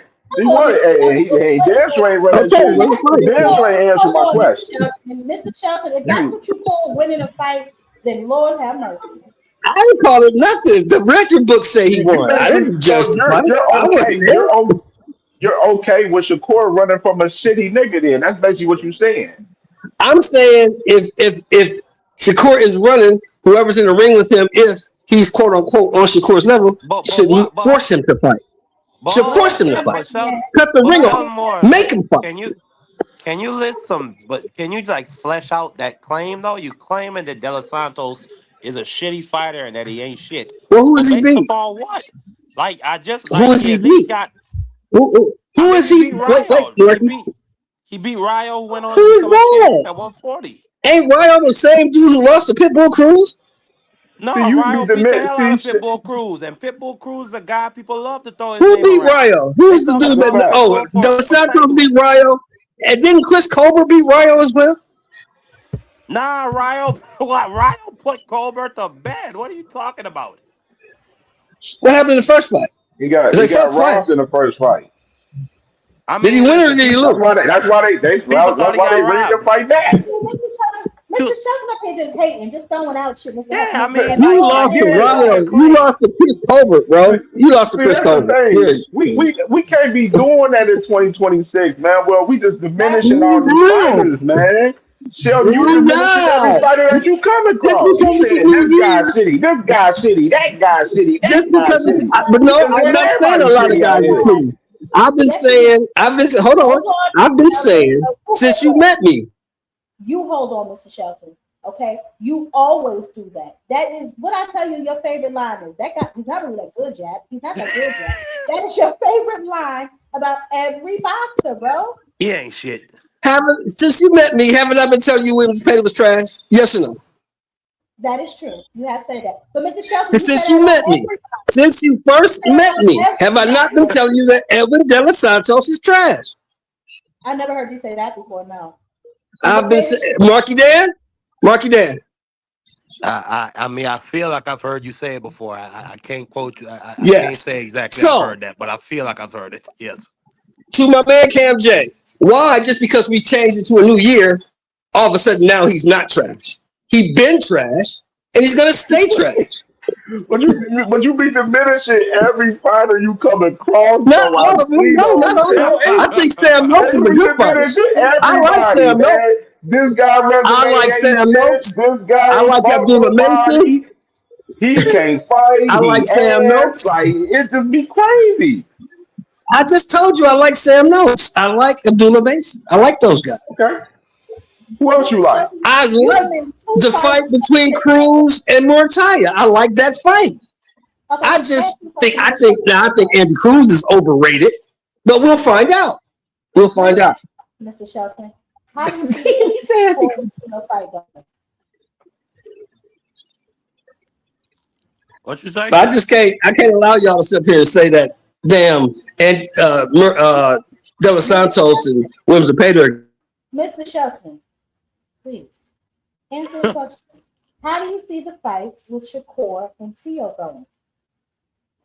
I got Shakur. Well, Uh, for me, right? For me, the only way I see Tio winning this fight, Tio has to do to Shakur what Roberto Duran did to Sugar Ray Leonard in the first fight. He has to make it a fight. He cannot win a boxing match with Shakur Stevenson.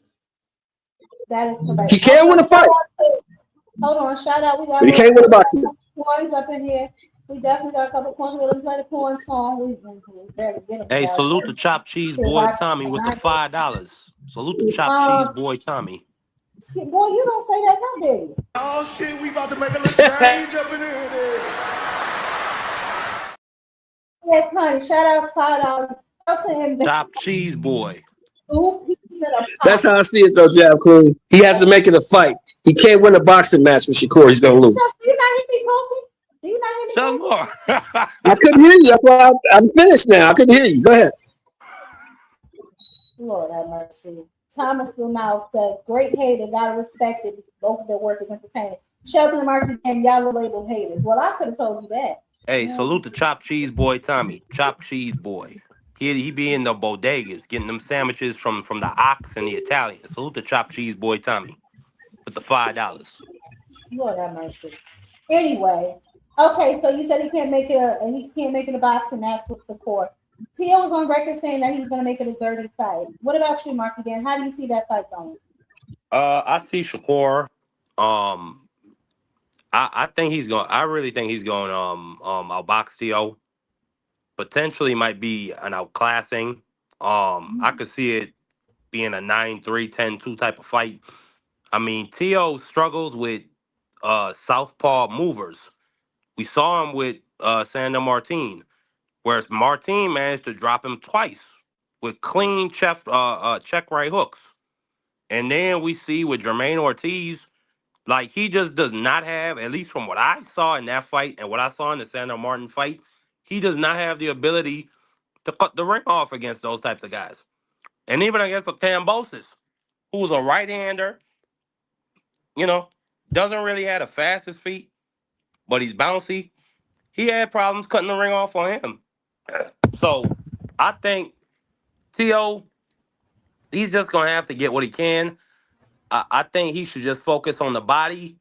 Fighting a guy like Shakur, I don't think it's gonna like I don't think you aim for the chin. Or if he gets in them clinches, what you just said, he's gonna make it dirty. You know what I'm saying? Maybe try and get him with some rabbit punches, you know, the kidney punches, see what the referee will let you get away with. But outside of that, I don't see T.O. having much success in this fight. Like at all, really. Like I think Shakur is gonna control the distance and it's really gonna be his fight all night. Hmm, interesting, brother. What do you got, you? Oh man, yeah, this fight, I'm just still up. I think it's a pure 50-50 fight in my opinion, just depending on just how they coming for real. Like I'm just one of these guys to be excited, man. That's my main thing. Be exciting with this shit. But I can see with both of them being counter punches. I always been saying about this fight in particular, like who's going to step first, who's going to be the stepper. You know what I'm saying? A lot of people believe Teofimo going to be the stepper in the fight first. You know what I'm saying? But you never know.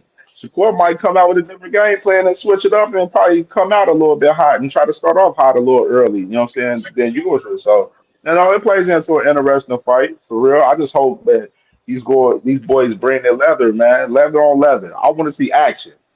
You know what I'm saying? I don't want this to be like that sparring little footage we seen from them where they was just all you know, chilling and shit, looking at each other and shit, trying to decide who gonna decide who gonna fucking punch who first and shit. No, we want to see some action in this fight. Like we need action on January 31st. Um, I agree. I feel like see, and people I keep asking me like, why am I not like excited about this? I don't know. It's two counter punches. Shakur, we know that he's not very engaging.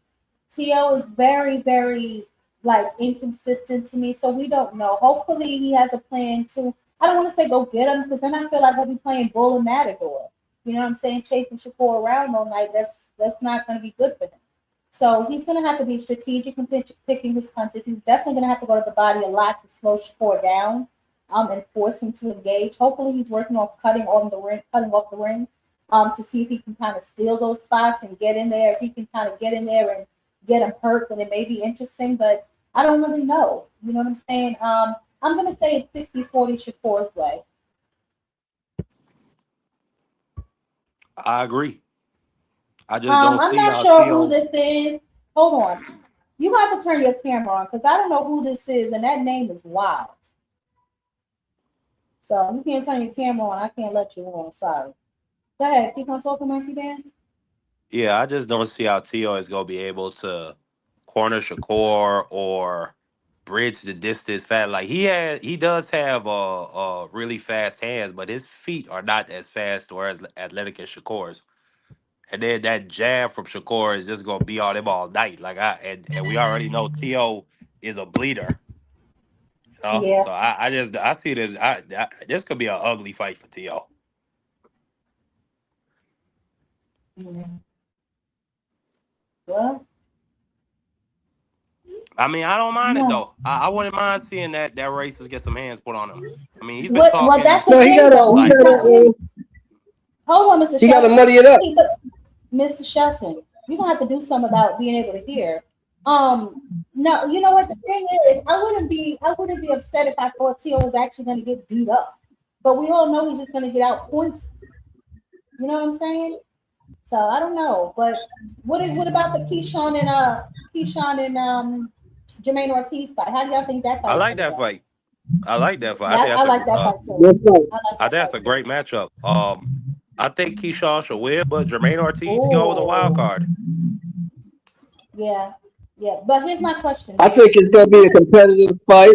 I think it's gonna be competitive. I think maybe Keyshawn might stop it late. You think so? I think so. Keyshawn You got a think little pop, Keyshawn gonna and now stop he ain't got to him? cut all that weight. Might stop him late, like 10. He went from 10 to 12. He might stop him.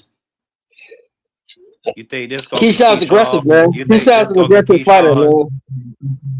You think this gonna be Keyshawn fight to really put his foot down, let people know, like, listen, all that crap from 135, that's behind me. Yeah, I think this is gonna be Um, because Jermaine Ortiz is a good fighter. He's not no bum. He's a real good fighter. And if you Is go this in there and fight make a gonna be on statement against Tubi? this dude, Where is this fight gonna be on? it's gonna be you know on. what? Oh yeah, what platform is it go? Oh, it's gonna be on the zone. It's gonna be on the zone, bro. Yeah, The zone. So is Top Rank with the zone now? This is not top rank. And it no, what's the Keyshawn and undercard? It's Jermaine? gonna be it's gonna be a Celsa card, a Stella card, and the zone. So it's Turkey and it's Eddie Hearn. This is crazy, man. This is crazy what's happening with Top Rank and Golden Boy. and Well, they're PBC, homeless. They're the homeless. former Giants. You know what? I shouldn't even let your raggedy ass up on here with that silly little name. What can we do for you, NHA? Golly. Good evening, good brother. You're welcome upon Who this panel with the the warm and hell are you friendly to tell Jab somebody Queen. they welcome? Who the hell are you to tell somebody they welcome? I mean, I'm a Christian. That's what Jesus calls Boy, upon shut me to your do. ass up. What's up, Oh, NHA? so harsh. What's going on, NHA, fellas? What's going on, lovely queen? Can you hear me? what's up, baby? Yeah, I can hear you slightly. What's up with you? I'm chilling, man. Just driving back, man, from a trip. It's just. So when you asked me for a camera, I couldn't. I mean, I could. It was like mad dark, so I didn't I had know to put that the was light you, on. NHA, because you change your name so frequently and they're more ridiculous than the last. Now that name's fitting. But Anyway, what's up with what y'all cooking on? This man Still name play? is Tank Tender. Or so Tank ridiculous? Tender Tank Turner. So Whoa. ridiculous. I started not even let his ass on here with that goofy ass name. Right now we're breaking down the card, the Tio fight and the Shakur fight. How do you see that fight going? Yeah, I see the fight going. Yeah, pretty much like one of the last person on the panel said. Kerr's gonna control the distance. He's gonna pick his shots. He's gonna land the cleaner punches, the cleaner combos, and Tio is just gonna be frustrated. Tio's only chance is, if he's able to, somewhat did what Zepeda did, and kind of like, but Tio don't throw nearly as many punches as Zepeda, and Tio is not really good at creating offense on the front foot. So I don't see that happening. I think it's going to be a fairly easy win for Kerr, but it's boxing. Shit happens.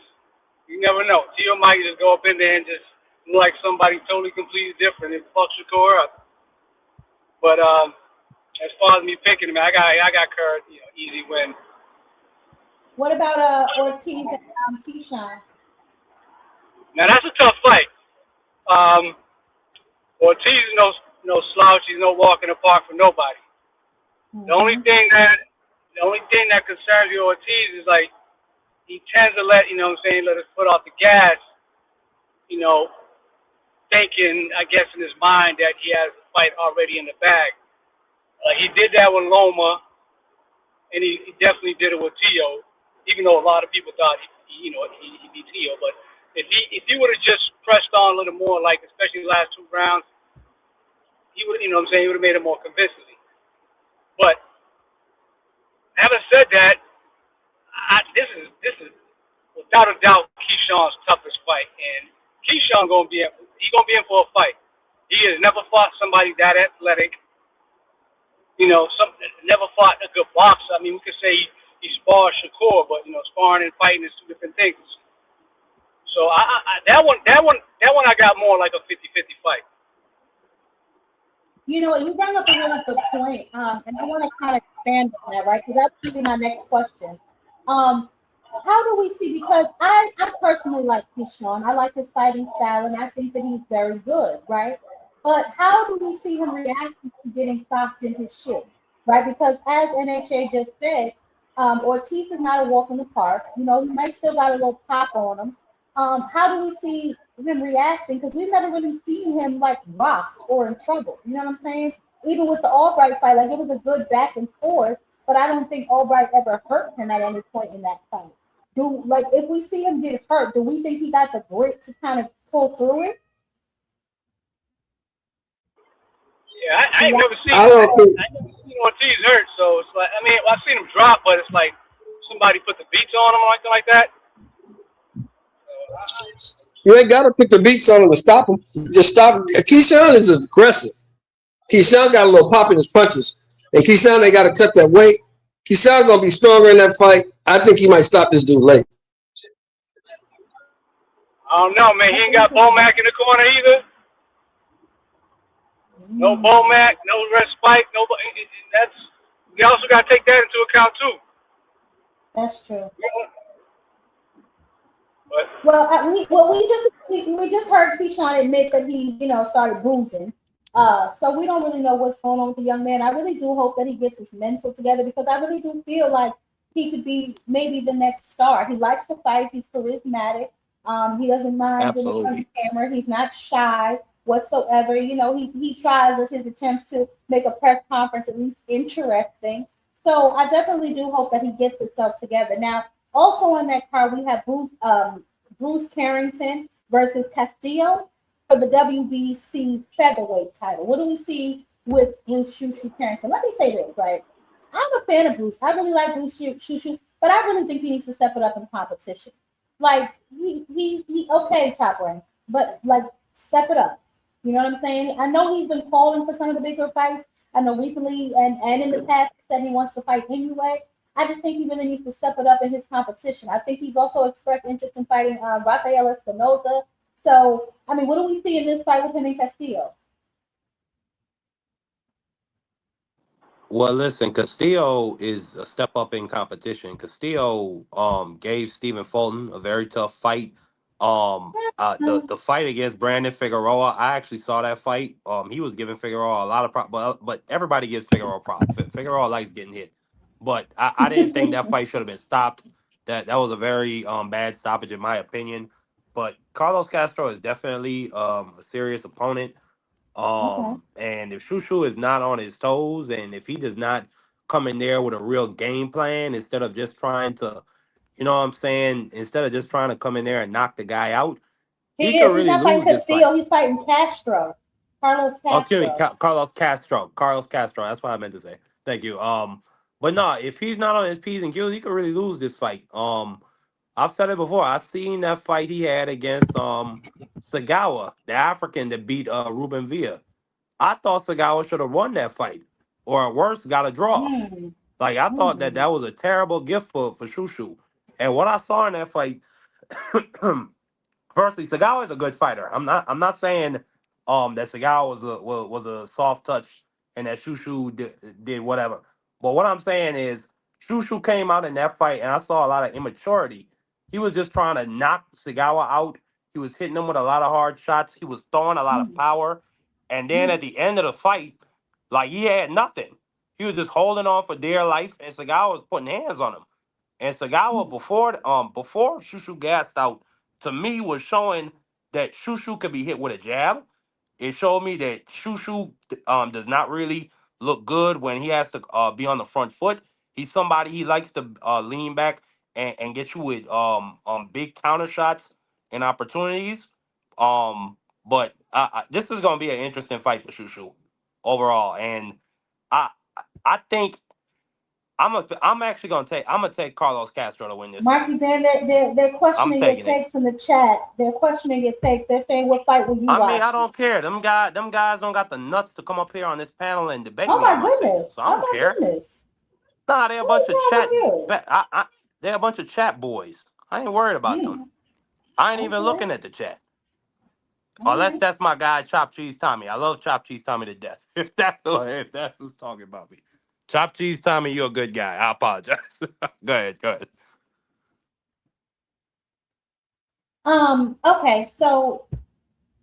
Okay. So you're basically saying this is going to be a good fight between Shushu and Pastor, Yeah, it should be. They both got very aggressive styles. It should be. Mr. Shelton. What are your take on it? Shushu gonna style and profile on this dude. But you're not gonna knock him out because I think Shushu punched that hard. UD, 12 round UD.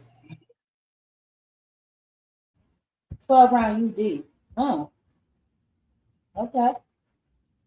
Lord help us. Cam,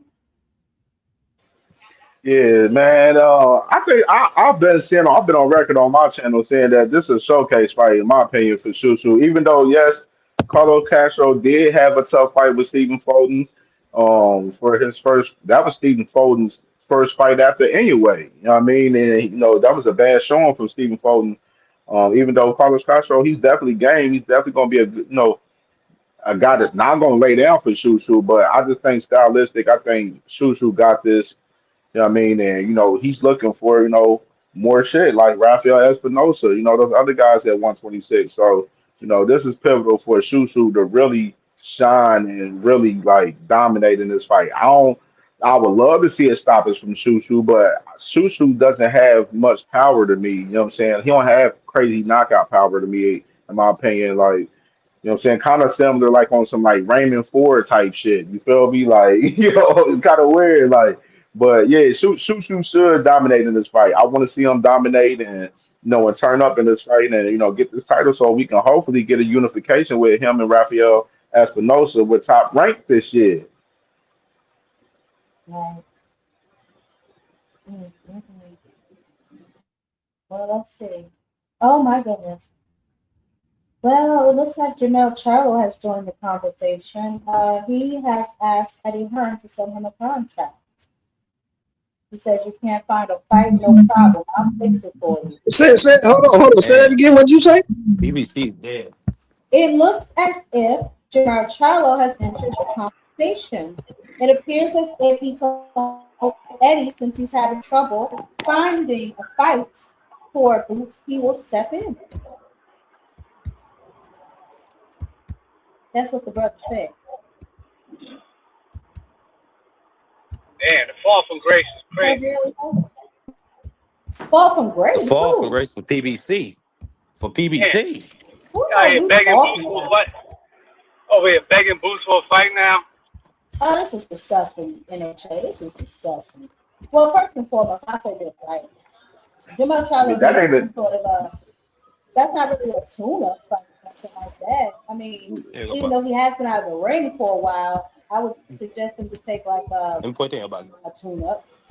You know what I'm saying? But hey, he's looking to solve the problem since Virgil Ortiz seems to be tying himself up in a lawsuit. Take it easy, okay? You know, so I Yeah, don't that know. ain't a PBC problem. That's a Charlo issue. Charlo, shit, the motherfuckers acting like Charlo wasn't undisputed at 154 at one time. You know what I And he's a mean? champ Like, in recess. Let's not forget that he's a champ in recess, is he not? Man.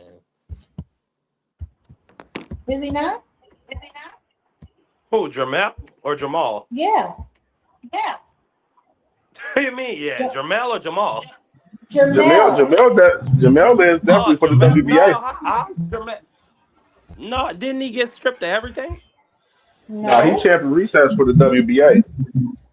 Oh, for WBA. Okay. Well, why the PBC can't find him a fight? That belt done changed hands already like two or three times, ain't it?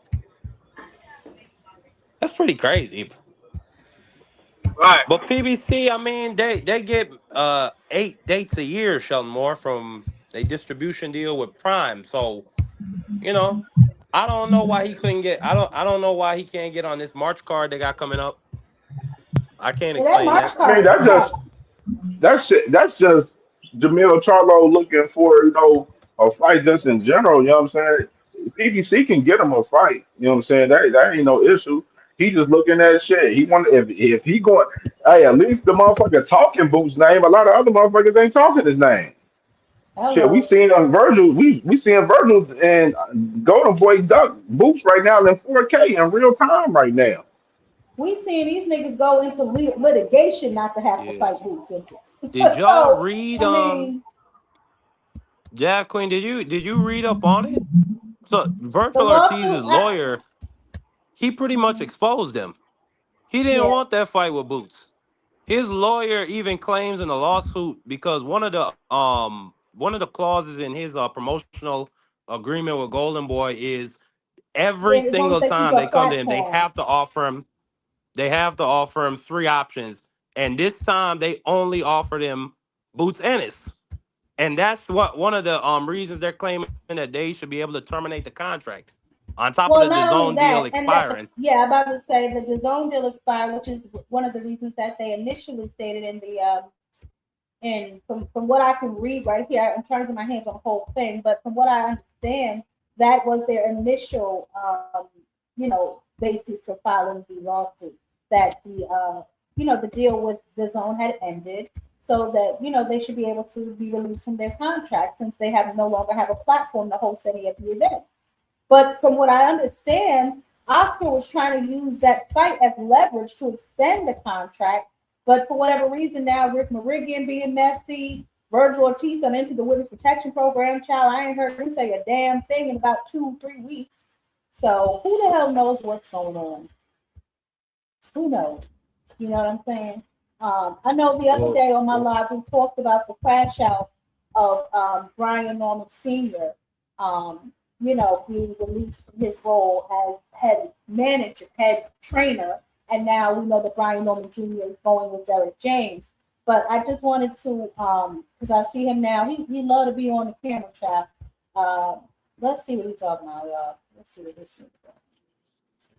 Look, somebody. Well, one thing we can definitely ascertain is that the big three, the PBC, the Golden Boy, the Top Rank, they are definitely in decline. See, now you kiss It's my very head. I open don't to do see. that.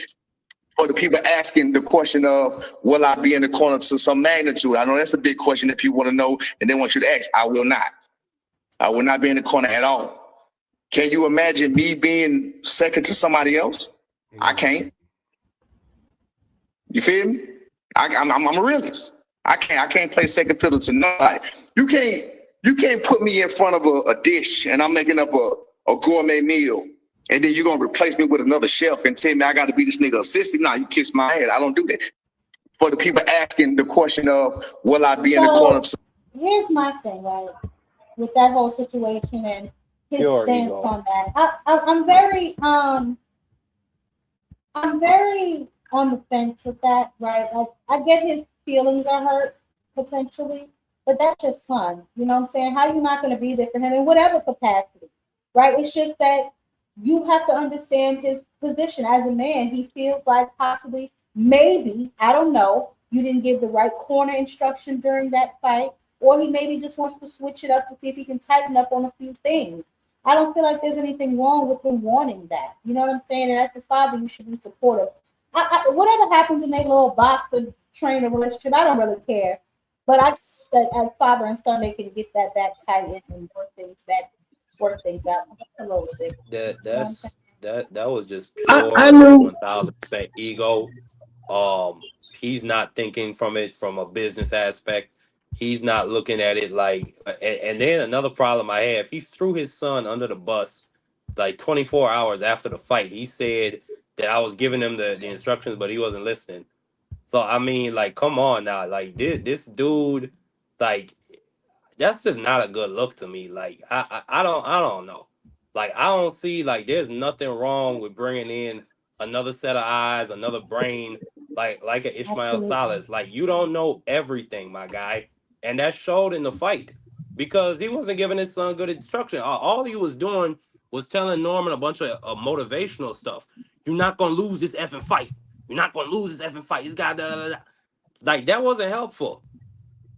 And we talked about Bill yeah, Haney I in the know. past. We clowned on Bill Haney when he talked about, hey, your brick ain't harder than his brick.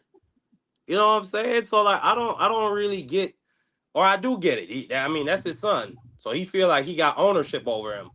But your son is a grown man, and your son just made 7 figures. You know what I'm saying? So he's gonna be his own man from now on. You can go ahead I and tell said him the more. same thing, Marky. I said the same thing, Marky. When I heard that Mill City interview 24 hours after the fight, and he said I was telling him what to do, he just wouldn't listen. I said, right then, oh, that's over. Because, we all from the same place, all of us on this panel. If I go to the party with Cam J, we kicking it. Cam J kick off some shit. I'm going to ride with Cam J. Now, Cam J wrong is 2 left shoes. He wrong. But I'm not going to say that in public. I'm going to ride with him and we're going to take the ass whooping together, or we're going to go to jail together, whatever it is. But when I get out of jail or we get out the hospital, me and Cam J going to have a conversation. Because you was wrong for that. But I'm not going to say that in front of other motherfuckers. You can't throw your son under the bus in front of the whole world and expect him not to do that. You just can't do that. You can think it. You can even pull your son to the side and say it to him. But you can't say that in a room full of people. You just can't do that. I agree. Oh my goodness, it's sad to see. But you know what? Bill was demoted before, so shit happens. But this is what we also have to deal with, y'all. This is how they really see Virgil. Look at this bullshit. Look at this. Like, are you kidding me? They pumped Man, this somebody man. should hit him with a brick. Who's that? That is Virgil Ortiz, honey. That is Virgil Ortiz with some sort of belt around his waist because we Where all the know belt Man, that. come he from? looked What like a belt is that? he Where looked the like a belt come from? squad packer. He looked Child, Nigga like a ain't never squad been packer. champion or nothing. What's he doing? listen, That's the Aladdin belt. that damn show isn't Aladdin belt. Shit. But realistically, guys, this is part of the reason that we're not getting this fight. They are trying to pump Virgil Ortiz up as if he is something that he is not. Now, I'm not saying he's not a good fighter, right? But all I'm saying is Virgil Ortiz has never been a champion. He's never pushed his contender status, his mandatory position status. He's never done any of those things. And then to sit up there and say, you want 7 million or you want a 60-40 split with 5% going to the winner, first of all, that's more than 100%, Oscar. Come on now. You're a promoter. You should know this. But more importantly, to even make these kind of claims, what is the basis for it other than because you want him to be? When you keep saying he's the man at 154 pounds, how? How? Virgil lineal champion. Perhaps I don't know what kind of belt they done put around his name. Who's, Like, Because he who's the best Mexican. win And on he his got resume, Oscar the Chad? Golden Who's Boy the De La best Hoya man? behind him. Who's the best win on Virgil's resume? Who's the best guy he ever fought? I would say Bachman, Ajimov? ain't it? Hell no. No, Akram. Madrimal. Madrimov. Madrimal. So you Well, trying to maybe. say you the king of 154 because you beat Madrimov? Come on, man. Really? Come on, dude. Brandon I Adams will mean, put hands on Virgil Ortiz. Yes, he that's the did ring beat belt Lubin era. too, though. Pay attention, He baby. beat Lubin.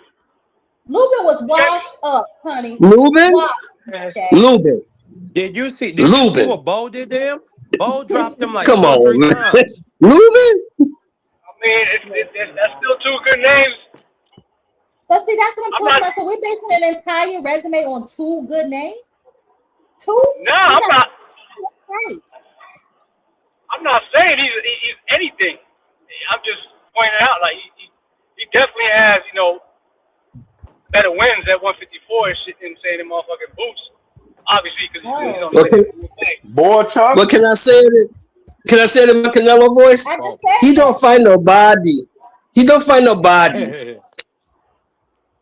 That goes the same for boots. Well, I then, mean, but okay, that's so because people don't want to hold fight Then on. that him. makes it 50-50 then, right? Then Can't that should be say a that. 50-50 Yeah, I was about split. to say that. I was just about to It should say be a that. 50-50 split Exactly. If then. Boots don't fight nobody, yeah, if Yeah. Boots don't fight nobody, let him fight Virgil then. I don't know, guys. But that's the All type of of, energy that they're bringing. You know what I'm saying? Virgil goes to bed. So I don't know. Virgil goes to bed. Yeah, I Matter of think fact, I so. think he gets stopped at a body jab, Queen. I think all that rab do, all Oh, that you stuff think that ate, so? all that bacteria that ate out his gut, yeah. Boots gonna go for that body. No, I don't think so, Marky. You remember how Boots turned up on Stanionis? Yeah, stopped him to the body. I think the fight with Virgil will look eerily similar to that. There's something else I want to bring to y'all Stanionis got stopped to the attention. body. Hold That's on, what I'm y'all. saying, Selmore. No, I mean, it gets to a point where he just starts She turning needs up on him me, and just beating on him. Alicia, to sell a fight. She needs me. At the end of the day, they want me. I don't need her. I'm also still at 130. So when you doing all that yapping and all that talking shit, just know that you need to do what you need to do at 135. Man, The same way I won my championship fight against Terry Harper, and then I went back to London and beat Michaela Mayer to become the unified champion, and then fought again to become undisputed. Bitch, if you ain't even doing that, don't even mention my name, bitch, because you're not on my level. But what I will do though is I will put a dog in her place. man, we got Know that. Let me just say this right now. For the motherfuckers in the background. Dubois, the bitch is not on my level. I already said that. She's a puppy. She's not on my level. She needs me, Alicia, to sell a fight. She needs me. At the end of the day, they want me. I don't need her. I'm also still at 130. So when you doing all that yapping and all that talking shit, just know that you need to do what you need to do at 135. Okay, Sound like hold on. scared dog. Let me go first. So, Let That me sound take like off Dunk on. Dog. okay. Hold on, one at a time, Let me y'all. take One off at on a this time. heifer. Marky Let me Dan, take be off on very. this heifer right quick. Listen, watch, mind your manners. That's still a young lady. Go Nah, ahead. nah. Did you She hear how needs she to was shut up. talking about my Grenadian countrymen? About that Stop it. Caroline Dubois? Nah, no, Stop stop it. it. She called that young lady a bitch. And Caroline Dubois is the most polite. Caroline Dubois would put both feet directly up Alicia Bumgarner's ass. And Alicia Are you, Bumgarner is terrified. Caroline are you Dubois finished? is going to ruin her OnlyFans post-boxing career. She's Are you finished, terrified. Marky Dan? Are Caroline you finished, Dubois. Marky Dan? No, I'm not finished. But one Oh more my line. God. This, and respectfully, Jab Queen. I love you to death, Jab Queen. You're a very respectful lady when you want to be. But this heifer When you want to from be. the Midwest Listen, I barely done told put you about 2,000 people in a high school basketball gymnasium. Caroline we're not Dubois gonna do too sells much out more the of this. O2. We're not Go gonna do ahead. much more of this, Marky Dan. Thank you. Mute I up. apologize. Because you doing too much. Oh, Mute up. she That's needs my to So shut Grenadian up. She just countrymen. really needs. She needs to shut up. She talks way too much and she does not produce enough. She talks way more than she produces. A man Fight called her a somebody heifer. and look impressive. Look impressive before you get to doing all that talking. You still need to be fighting that actress that whooped your ass 2 fights ago. You think somebody forgot about that? Ain't nobody forgot about that. Dubois.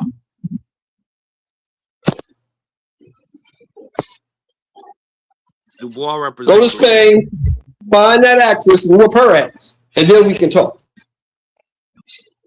Yeah, that girl from that Netflix show put hands on her, Shelton Moore. Hands. Hands and feet, elbows and knees and toes too. y'all are ridiculous. Cam, Man, I just want to see the fight, man. For real, they building up. I already said with these two girls, they basically just building. MVP is building this shit up. They allowing them to pop they shit at each other and everything. But they gonna have at least 2 fights before they fight each other, though. That's what it's looking like. MVP trying to build that up as a big women's fight in boxing. So I'm ready for it when they get that shit locked in, though. That's all I'm gonna say. But I would say with no, this definitely ain't no walk in the park. I mean, if it's 12 rounds, 3 minute, 12 rounds, something Caroline hasn't done. You know what I mean? And, obviously we seen Alicia do it and she looked it good doing so. So I'm definitely intrigued to see that, in that matchup for us, it being a 12 round, 3 minute round fight. okay. NHA. Yeah, I mean, NHA. like Cam said, I don't think this fight is gonna materialize. Definitely not the next fight, or maybe not even in 2 fights. But she's doing what she's supposed to be doing. She's calling out. What I'm saying, she feels like she's ready. Or even if she's not fit, not even if she don't think she's ready, she's doing what she should be doing for her career. Calling out the big name.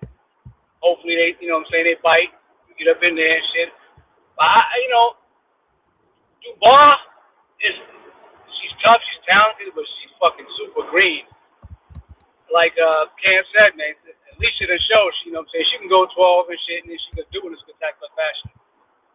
Now, all that extra shit she was talking and shit, you need to do this, you do that. Nah, it's like, she could have just said, you know what, sometime down the line, and shit, this fight could happen. She could have been more classy about it. She didn't have to do, with all the extra shit. Because when you're doing all the extra talking, it's like, you kind of make yourself looking like, you're quacking. You're talking like a duck. But I don't see that fight happening anytime soon. Unless, Thank you. So Jake I'll Paul say this. forces it. Yeah, unless Jake Paul forced it. But I'll say this, right? To a mix of y'all points, right? Caroline Dubois is green. However, she is extremely skilled. She is extremely talented, but so is Alicia, right? She's shown that she has some real dog in her. She stepped it up. She started doing 3 minute 12 rounds. So that's definitely going to be a factor if and when they do make that fight. Um, I would suggest that if Caroline really wants that fight, she may want to go ahead and do a 3 minute round fight herself, just to build her stamina, just to see what's going on. Because I don't think Alicia's going to go down like Caroline's last opponent. So what's going to happen if she drags you into deep waters? You know what I'm saying? So that's definitely going to play a factor in this particular fight. But to NHA's point, she is doing what she's supposed to do. She's pulling out the big names, and that is, according to her, one of the reasons that she signed with MVP, because she wanted the Alicia Baumgartner fight. So there's that on that. Now, you guys remember that Keyshawn Davis has recently come out and said that he's been boozing while boxing. Okay. But now Bernie the boxer, who I also can't stand, has come out and said he does not believe that excuse from Keyshawn. So let's listen to what he said. For that fight, and like I said, he said he was drinking so much that's why he couldn't make the weight. And I never even heard that he drunk. I didn't never seen him take a drink. I never heard that he drink or nothing. And to drink every day during a training camp the way we put him in is crazy. I don't know how he was able to sustain himself, for that time. And if I'm being honest, he wasn't 4 pounds overweight at first. He wasn't. So, Well, that's news.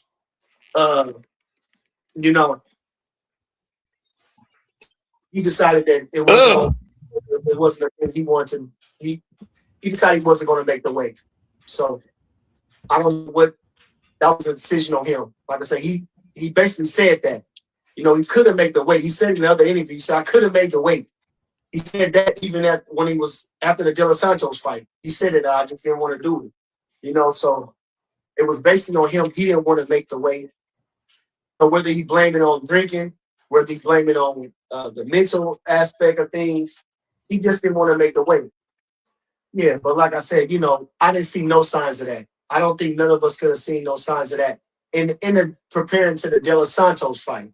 I don't know that. Maybe in the fight before that, in the camp before that, the guys might have had a counsel about some things, which, I wasn't privy to and didn't hear anything out of the ordinary for that fight, And like I said, he said he was drinking so much that's why he couldn't make the weight. And I never even heard that he drunk. I never seen him take a drink. I never heard that he drink or nothing. And to drink every day during a training camp the way. Okay, so what do y'all think of that? Damn, Uh, that's some interesting One at a news right time. there, sis. Okay, we'll start with you. We'll start with you, bro. Go ahead. Yeah, that's interesting right there because if you got Bernie the boxer saying that he ain't see anything for as Keyshawn drinking during camp and everything. So my thing is, if that is true what Bernie is saying, why the hell would Keyshawn go on air in front of Andre Ward and Roy Jones and lie to them in front of the world like that? Like that's some nasty work if he's capping about that shit and wanting sympathy for him having mental issues and shit. Because if that's true what Bernie said, that's some real nasty work from Keyshawn for real in a deeper perspective for real, sis. Mr. Shelton? Absolutely. Yeah, that made him look even more like he ducked out the fight. Can't even put it any other way. He could have made a weight. Yeah. He chose not to. So he thought he was gonna go up in there and just try to bully De Los Santos and shit. I don't know, man. I used to be big on Well, Keith, but I saw it on him and shit after that. Like he was on such a high note, you know what I'm saying? It's like he was ready. Like the Queen said, he's good in front of the camera. He's witty. He can talk his shit. You know what I'm saying? He's very presentable, he's ready for that next step. And to see him just shit that shit all away just one fucking night, that's just I hope he get it So right here's though, because I like him, man. yeah, I do too, NHA, I do. So here's my thoughts on the whole situation, right? If I'm being honest, y'all know I'm not really a fan of Bernie the Boxer. But for whatever reason, I don't think he's lying because when he started to say that, I was thinking to myself, you know what? I've never heard Keyshawn mention anything about no drinking either. I know he had the weed shit, but if you drinking every day and you're with these people every day, what are you sneaking and going to the bathroom when you say you got to pee to have you a nip?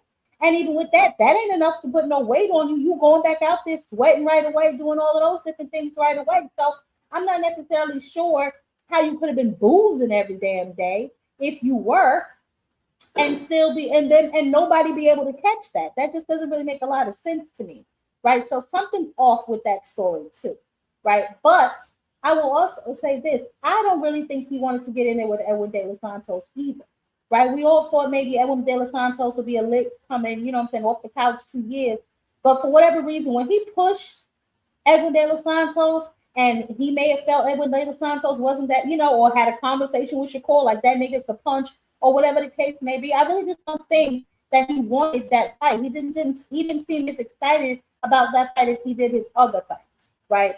Which further puts me in, like, Cam would say, like a deeper perspective because you did all of that to get that belt just to lose it in your very next fight. Your very first title defense, you dropped it on the scale because you picked up 4 extra pounds.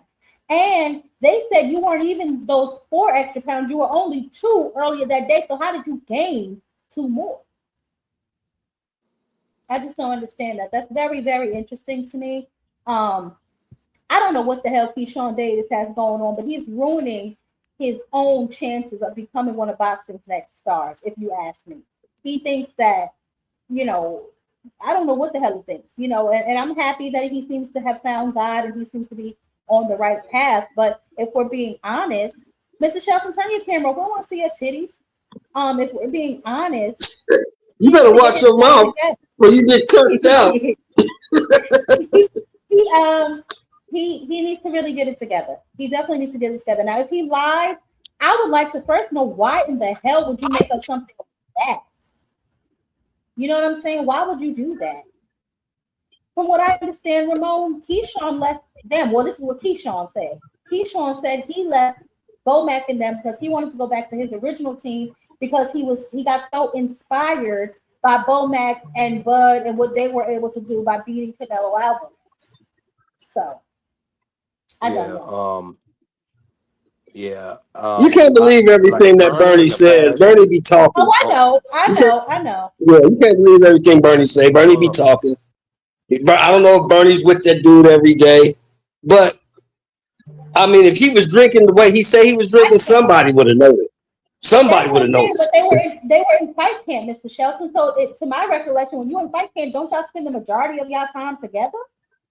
Yeah, I mean, I'm right with you. I'm right with you. So I don't get it. Why would he make up a lie? But then again, the boy had already said he got mental issues, so making up a lie is not out of the realm of possibility for this dude.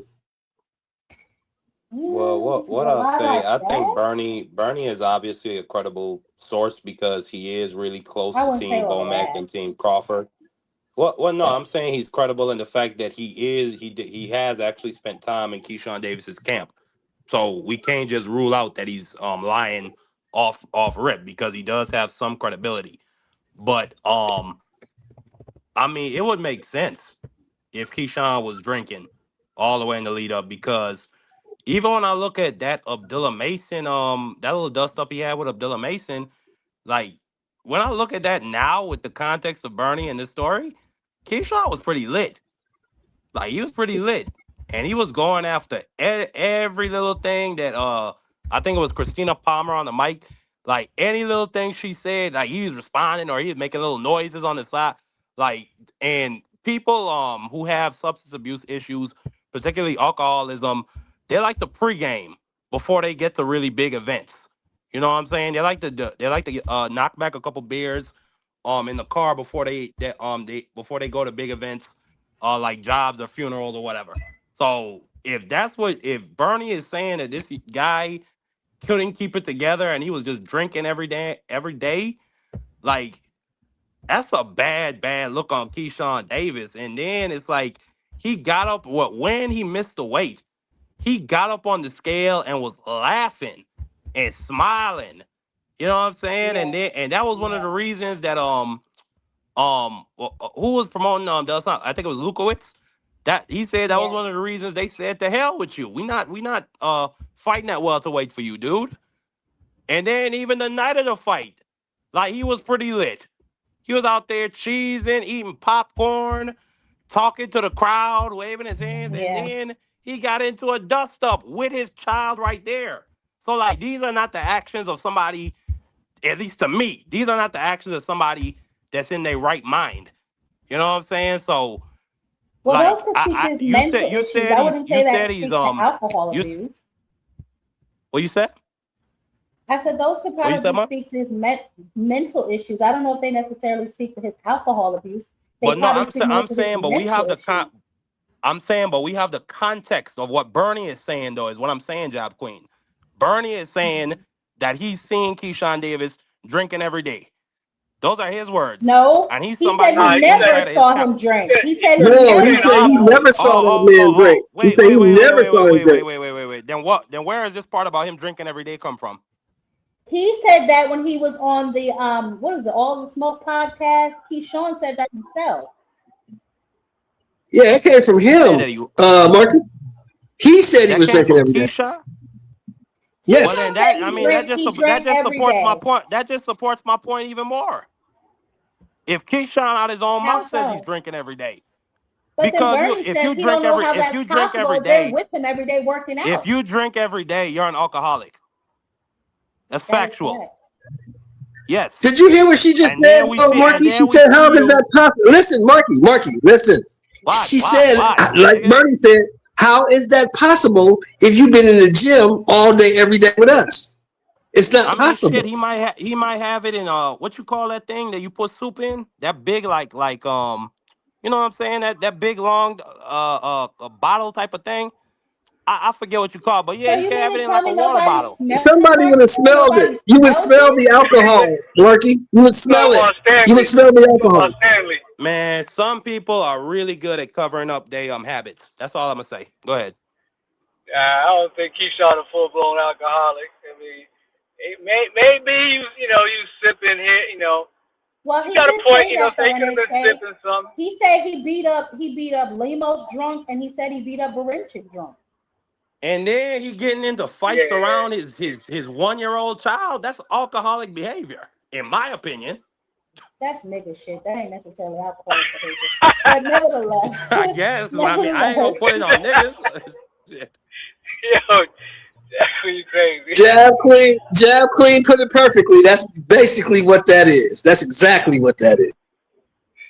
But nah, man. But I mean, I'm sure he had a couple. I'm sure he was tuned up. Probably had a couple in him before he went backstage and did that. probably shit. I don't I know. don't even know. I hope that man. If you got an alcohol problem, man, he got bigger problems than any one of us could have imagined. Shit. I mean, you got Yeah, that and and mental issues. that's Like, exactly what Quickly said. The smell would come through his pores. Somebody would have been able to notice. People that spend time around you every day, all day. You mean to tell me they can't smell it coming out? And he said he drank every day. That smell would come out of your pores.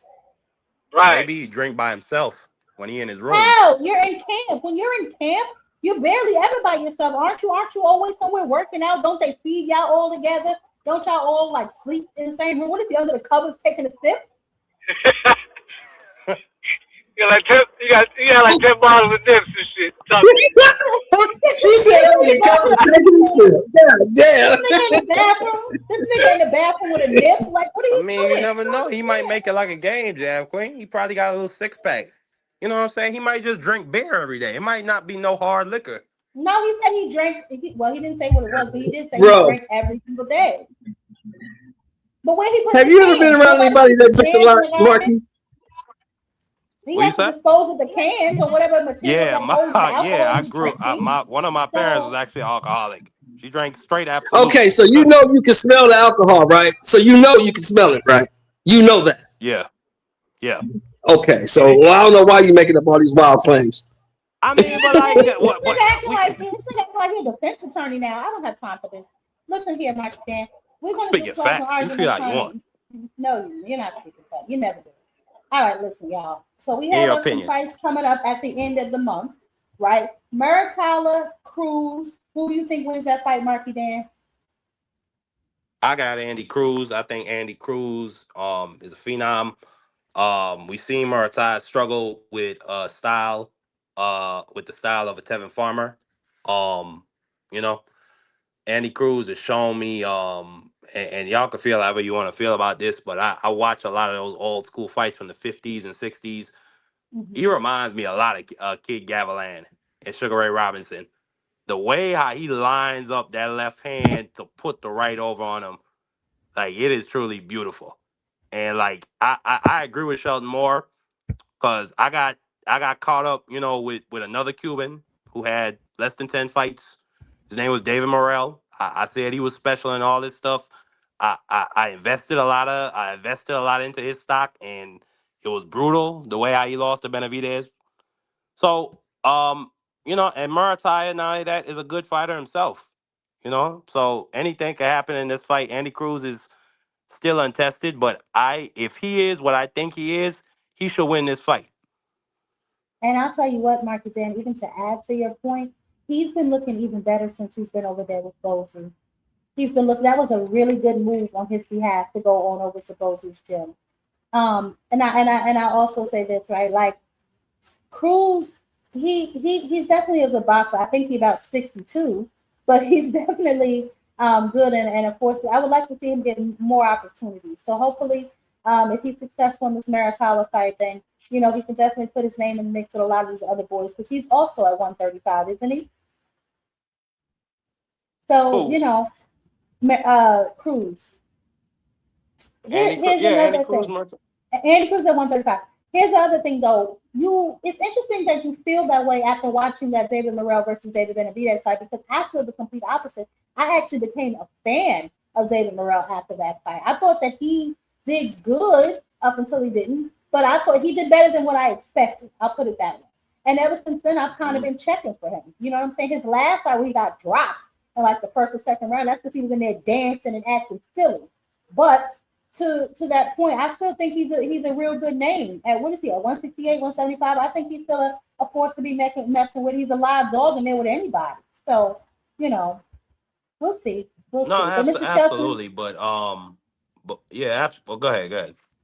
no, I was just gonna say, Mr. Shelton, it's on you. Yeah, No, go ahead. I gotta roll with Muratalla on this fight. I mean, a dude with 5 fights, you got to show me more. You fought 5. You fought 4 cab drivers and a Walmart worker. So Oh my God. I don't know what you gonna do with Muratalla. I got Muratalla beating this kid. I could be wrong. I mean, he's like 34 years old or something, right? And Andy Cruz like 34, 35. I mean, I don't know. He a Cuban, so if I'm lucky, he might be in his Cuban prime, Sheldon Moore. And you know about that Cuban prime, What the hell is that Cuban 50 to prime, 50, Marky Dan? that 50 to That's 55 that's eight anything year between window. 30 to 50. Anything between 30 to 50, Jab Queen. Nah, it's that 50 to 55. That's the prime age right there for them Cubans, Sheldon Moore. Yeah, just I mean, people like Andy Cruz. He beat who did he beat? Keyshawn Davis. So they beat him in the amateurs. So everybody's been saying he's this and he's that. But the dude got 5 fights. He's in there with a guy that's a champion who got like 25, 26 fights. He got to show me he can beat that guy because he ain't fought nobody so far. So let's get in there. Show me what you got. But I got more time beating this dude. All right, one more thing before we go ahead and close it down that I want to share with y'all. I want to show y'all, and I want to get y'all thoughts on this. It's quite disgusting as far as I'm concerned, but we'll go over it anyway, and then we'll see who you boys think is going to be a good opponent for him. So this just hit the airwaves, and I'm going to post this on the community page for everyone who isn't in the building, people in the bushes watching and stuff. Sean Haney appears to be making his pro debut very soon. What do y'all think of that? That Devin Haney's brother?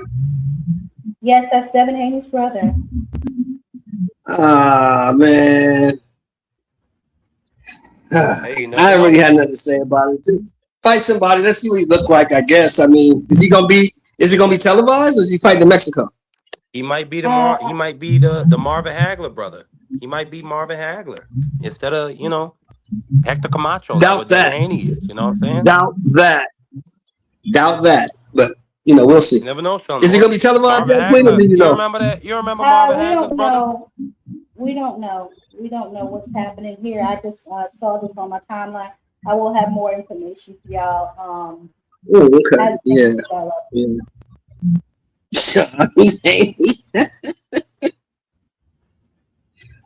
Yep. I mean, So the we'll name definitely Haney is a see. giant. Where you from? Well, here's the thing, right?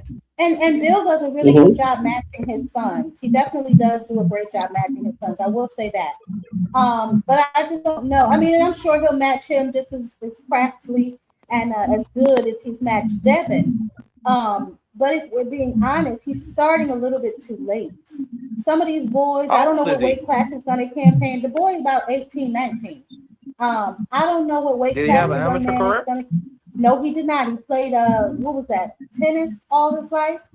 So I'm not really sure what weight class the young Wow. man is going to compete at or campaign at. But I'm gonna tell you right now, and Bill, he's a smart guy, so I'm pretty sure I don't have to tell him that. But keep your son away from them live dogs. Yeah, keep your son I away mean, from I them don't know. live dogs. He might follow Dev to the gym, from the time he was a Sure. teenager. So I don't know what, instruction he has had in boxing. Um, but I wouldn't like if I was Bill Haney, I wouldn't want him boxing. I mean, like we rich. Like, go Well, get an that's the education. It's easier ways to make a living than getting almost beat half to death or having to avoid, a punch that could put you to sleep. You know what I'm saying? Go be Can I say something, Jared? a contractor. Go be a real estate investor. Go do that. Take some of your brother's money. Go buy some property. I wouldn't want him doing this. Can I say something, Jared? Yeah, go ahead. But hold on, Jonathan, who's 6-0, baby? Who's 6-0? I know you're not talking about Sean Haney. He ain't been fighting. If he has, they sure ain't been talking about it because it's a pro Go to debut. Jay Simon. So Jonathan Simone, he's saying 6-0. I Trying to known figure Jay out Simon. I known Jay Simon for like 5 years. Like Oh, Jay tell Simon Marvin said even it? It said might we be go back true. a long way. Yeah, it might be true. If Jay Simon said it, it might be true. No, he's talking about Andy Cruz. He's talking about Andy Cruz. I'm about to say, I know damn well Oh, okay. Sean Haney fight no damn Yeah. body. Yeah. Sean Haney ain't fought a But damn soul. what I was going to say, Jab Queen, is this. I think it could be a case of Sean sees how much time his father spends with his brother, and he wants some of that time.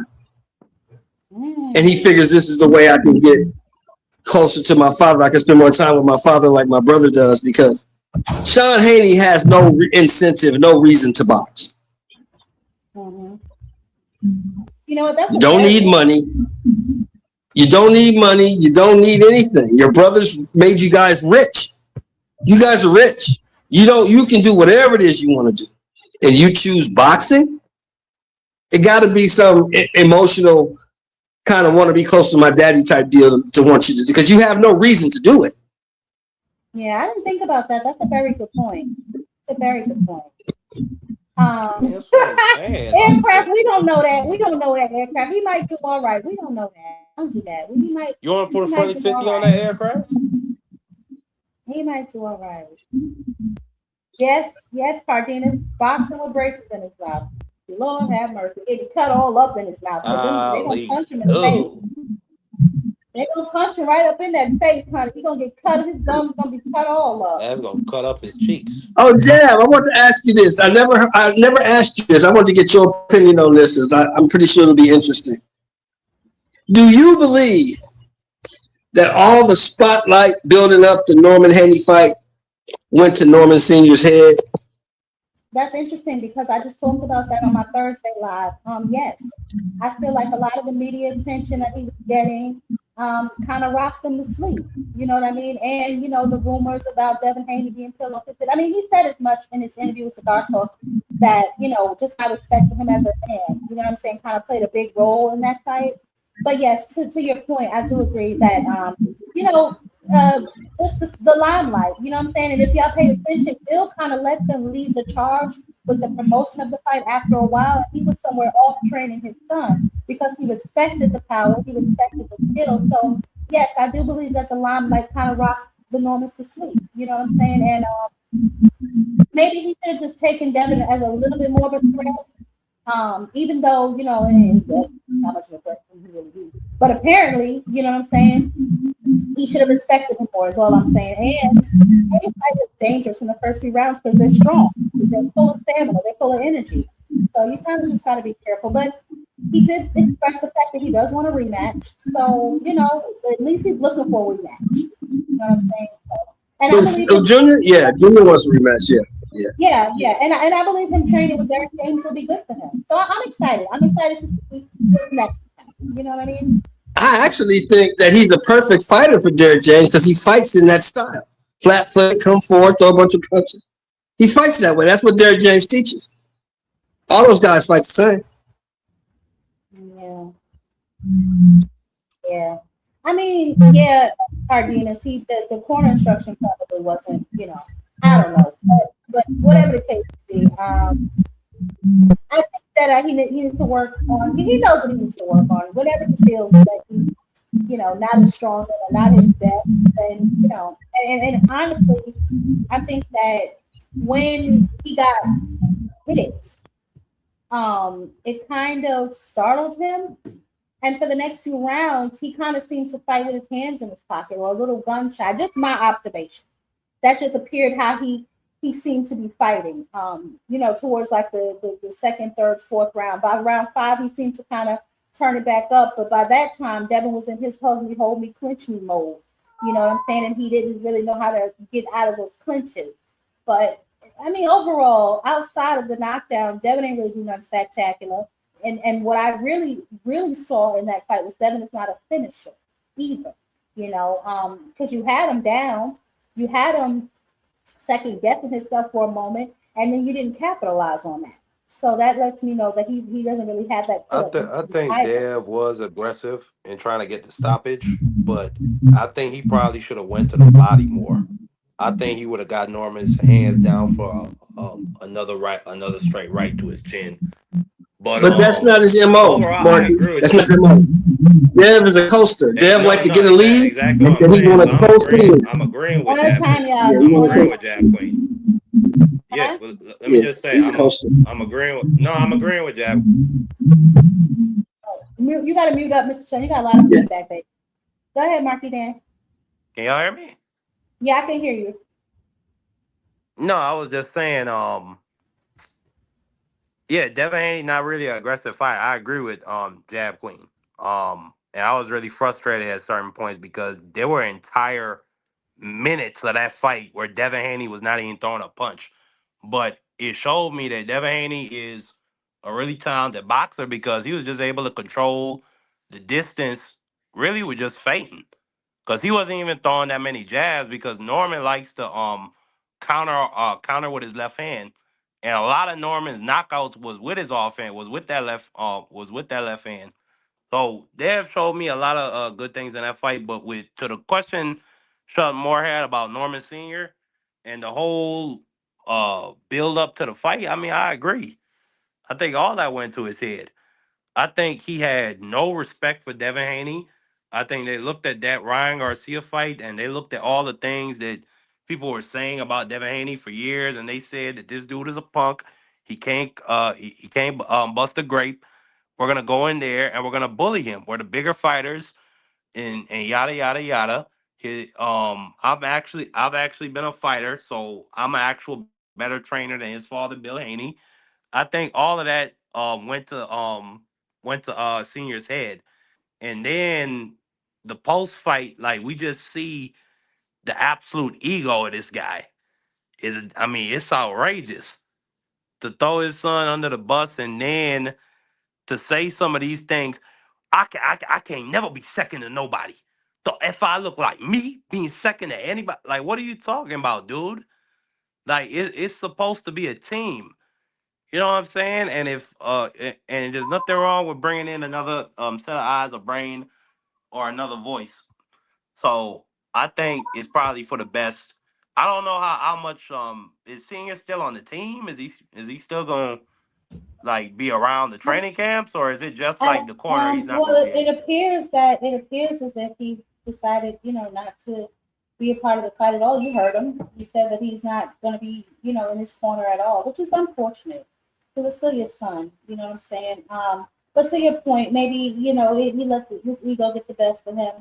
I really wish he'd kind of stay off Mill City with all of that stuff, and just kind of work behind the scenes with your son because to me, it just looks like it's fueling the And fire, Mill the City flame. eating all that content up, Jaguar. Oh, you Mill know City's he just is. eating it up. You know he is. But yeah, He it's don't give a not, man. f. I agree. I agree. Being second to Derrick James is not a slight at all. Derrick James, but he referenced the EJ fight and stuff like that. But we also have to reference all of the fights prior to that he's guided EJ through successfully. He's been that man's trainer since he entered the pro game, and he's been guiding him successfully. Yeah, there's no shame in saying that you lost to Bud Crawford. Bud Crawford is be one of the faces of boxing. So that's not really a dig at Derrick James, I don't think. They try to blame the Ryan and shit on him, but you can't blame him for that. He's Ryan's trainer, not his nutritionist. We don't know what's going on over there. But overall, I think Derrick James is an amazing choice for Ryan Norman Jr., and I can't wait to see what he does with him.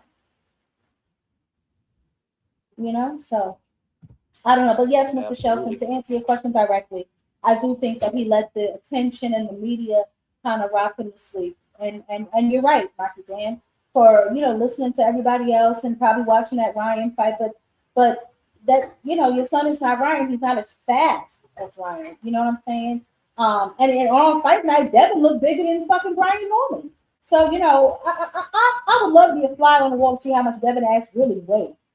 You know what I'm saying? So, but yeah, overall, I do think that they let I just hate when people say that. Oh, he can't punch.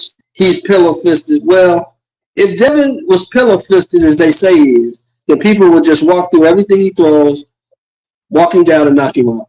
And nobody does that. Nobody does that. You're right, Mr. Shelton. And I will say this, right? Because I was thinking about that earlier. I think that Devin has probably somewhat respectable power. And I say that because we saw what he did to Regis Progress, and then obviously we saw him knock down Brian Norman Jr., but we also see that he couldn't hurt Lomachenko. Ryan mollywopped his ass, and he also went 24 rounds with Kambosos, and he didn't appear to hurt Kambosos at all either. So it might be respectable power to some, but it's obvious that it doesn't work that way You across heard the Campbell board, saying which is second fight, Jab why. Queen. Okay, the second fight, but it took you what? How many fights to do that? You didn't hurt Loma. You know what I'm saying? Okay, your second fight with Kambosos after you untenderized his ass, you hurt him slightly or whatever the case may be, but none of his other opponents, like he hasn't had a real knockout since 2019. So I can see why people would say, oh, he's pillow fisted or this, that, in case. And it also depends on the opponent too, right? Because his jaw, not your jaw. You know what I'm saying? Like respect I your think it's jaw. all Don't about measure Dev's your jaw style, though. about and the style he goes up against. But again, I'm just saying Like in totality across he's all the so sites, I can passive. see why people say that. Like my problem with Dev is he's so passive. Like a lot of times he's waiting for the other person to make a mistake so that then he can step in. Like Like I a don't need like it, counterpuncher, and it even somewhat. Yeah. frustrate me. Yeah, it ain't frust like he don't throw nothing like Shakur will throw like a jab, No, left hook to the body, uppercut. With Dev is no. just one, 30 He seconds love will that pass, he'll jab. feint a little He bit, love that jab. He one, love that jab. then He love bow, he that might jab. get you a right hand a minute later. It's like it's really hard to look at. I like him, but it's really hard to look at sometimes. Yeah, that's probably. But yeah, I think so. And who knows if Devin even give him a rematch? You know what I'm saying? To be honest, but he's gonna work his way back in the mix. I'm not sure who a good comeback fight for him would be. Um, but maybe what's that nigga name? Alexis Roach. What about Alexis Roach a rematch? Oh no, he didn't fight Alexis Alexis Rocha, did Roach. he? He fought the No, he dude. didn't. uh, And Alexis Roach yeah, is he fought hurt. the dude Alexis He Rocha got beat, that right? knockout. Yeah, if I'm not Oh, mistaken. But Alexis Rocha beat him. what was the name of that guy that Brian Norman knocked out in his hometown? You talking about Tiger? Giovanni Santillan? Santillan. Yeah, Giovanni Santillán. Um, Yeah. I don't know. Maybe he could get he could get a Santillán rematch, or Rohan is Rohan Polanco at Polanca, 147. Rohan Polanca. That's who I was thinking about. That's a possibility. Yeah, I What wouldn't about mind Tiger that. I like Johnson? Polanco. I What like about Polanco Tiger a lot. Johnson? No, Tiger Johnson puts in. I don't think that's a good comeback fight. I think Tiger Yeah. Johnson might sleep Brian Norman. He's awkward. I'll say that. Tiger Johnson is awkward. He's a rough out for anybody. I will say that. He definitely is. Um, maybe I'll say if you can Tiger get him on the Johnson do show. something nasty to Brian Norman. Hmm. I don't know about that. I'd like to see the fight. Yeah, I don't As know would about that I. I just either. don't think that's a good comeback fight, Sheldon Moore. Um, yeah, I don't know. We'll figure out something. I mean, he's obviously looking to make a change, which he's already done. He obviously notes his issues. Um, so we'll see. We'll see how he does with Derek James. We'll see what I'm sure they'll look at the landscape of 147 and see who's a good fight for him to come back to. You know, so we're definitely going to see. Absolutely. But first, let him get in there and work on some of the things that he feels he needs to work on, build his confidence back up. Because he can say that he's fine, he's confident, but I'm pretty sure that he thinks about that fight a lot. But he said he does. He thinks about it and where he went wrong and certain things like that. He needs to learn how to break that clinch. You know what I'm saying? And then he also, whatever else he needs to work on, I'm sure they'll figure it out, him and Derek together. And hopefully his father comes around. But that's pretty much all I got, y'all. I don't know if y'all are just now getting here. If so, you can go ahead and check out the interview that we did with Tierra, my baby girl is making her pro Oh debut yeah, on that the that young lady was so sweet and polite. I love that entire interview. I'm gonna really be Yeah, rooting for. I'm gonna check out her fight. yeah, definitely make sure we check on that. And we got a lot of fights lined up. I'm gonna try and see if we can maybe get friend Sean over here to promote her fight with Clarissa. We know that's coming up next month. It's a bunch of fights coming down the pike, so we'll definitely see if we can get some of these boys over here. I know the Pro Box card is airing also. Next week, I'm going to see if I can get one or two of those guys over here to come sit down and talk with us on Next to Jack, so we can definitely start familiarizing ourselves with some of the youth and some of the guys that are going to be making their way up soon. Because some of these guys, they're not going to be boxing forever. So it's about time we start to meet and get to know the next generation of boxers. But y'all got anything else before we close it out? Uh, I'll just say this, man. If you a fan of boxing, golly, somebody got some serious background. That's Mr. I Shelton. I think don't that know might what be he got Sheldon going Moore. on. It is Mr. Shelton. Go ahead, Mark again. No, I was just gonna say, if you are a fan of boxing, pay attention to what's going on. I really think by this time next year, Super boxing is gonna be taking over the sport of boxing in general. HR 4624. It is going to be brought to a committee for a vote sometime in March, and then it's going to be brought to the House floor for a full vote before it goes over to the Senate, which it will more than likely pass and go to Donald Trump's desk to sign. At that point, it will give the UBOs and Zuffa a lot of leverage to really do Mhm. whatever they want and Yeah, come I've in been and buy following out that these closely promotions. myself. I've done Um, several videos about that. So hopefully people are paying attention about that. I did absolutely. a video about Ali's wife spoke. Ali's wife Well, spoke at the last meeting, at the last committee meeting, in favor of Zuffa. So did Mike Tyson, and a few other peoples also. But I want to say this, right? As and taking that over was a the sport, shame. I don't. That was a Yeah, it shame. was. They didn't have no Um, real ex witnesses or experts to speak up for the boxers. And there was one guy there. I can't remember his Mark it name in. though. Mark it in, Go please. ahead. So yeah, that was a shame. Mike Tyson, I don't know what the hell he had going on over there. But to your point about Zuffa though, I'm not really concerned for several reasons, right? Like their headline card is taking place on the 23rd, and they have Ocampo who is refried, stir fried ish. He lost to Jamel Charlo. He lost to Tim Zoom. He lost to Fundora. And they have him as the headliner. Now they did just recently sign Joe Pataya, and they have a lot of other local guys too. I told y'all that Will Hackett is now going over to Zuka Boxing. Ryo is over there on Zuka Boxing, but to me, they don't have enough names to pull the eyes from the entire sport of boxing. And then we will see, how those guys are treated over there, what they come out and say about the structure of their pay, and so on and so forth. Because we know, if nothing else, that Dana White is not infamous for paying his UFC fighters, and I can't see him changing his model completely in boxing. So this is definitely going to be interesting, but concerned about Zuffa stealing all the boxes, not even in the slightest. Because you see Well, these I boys want to already finish giving complaining. my final That, thoughts. well, I'm done listening to him.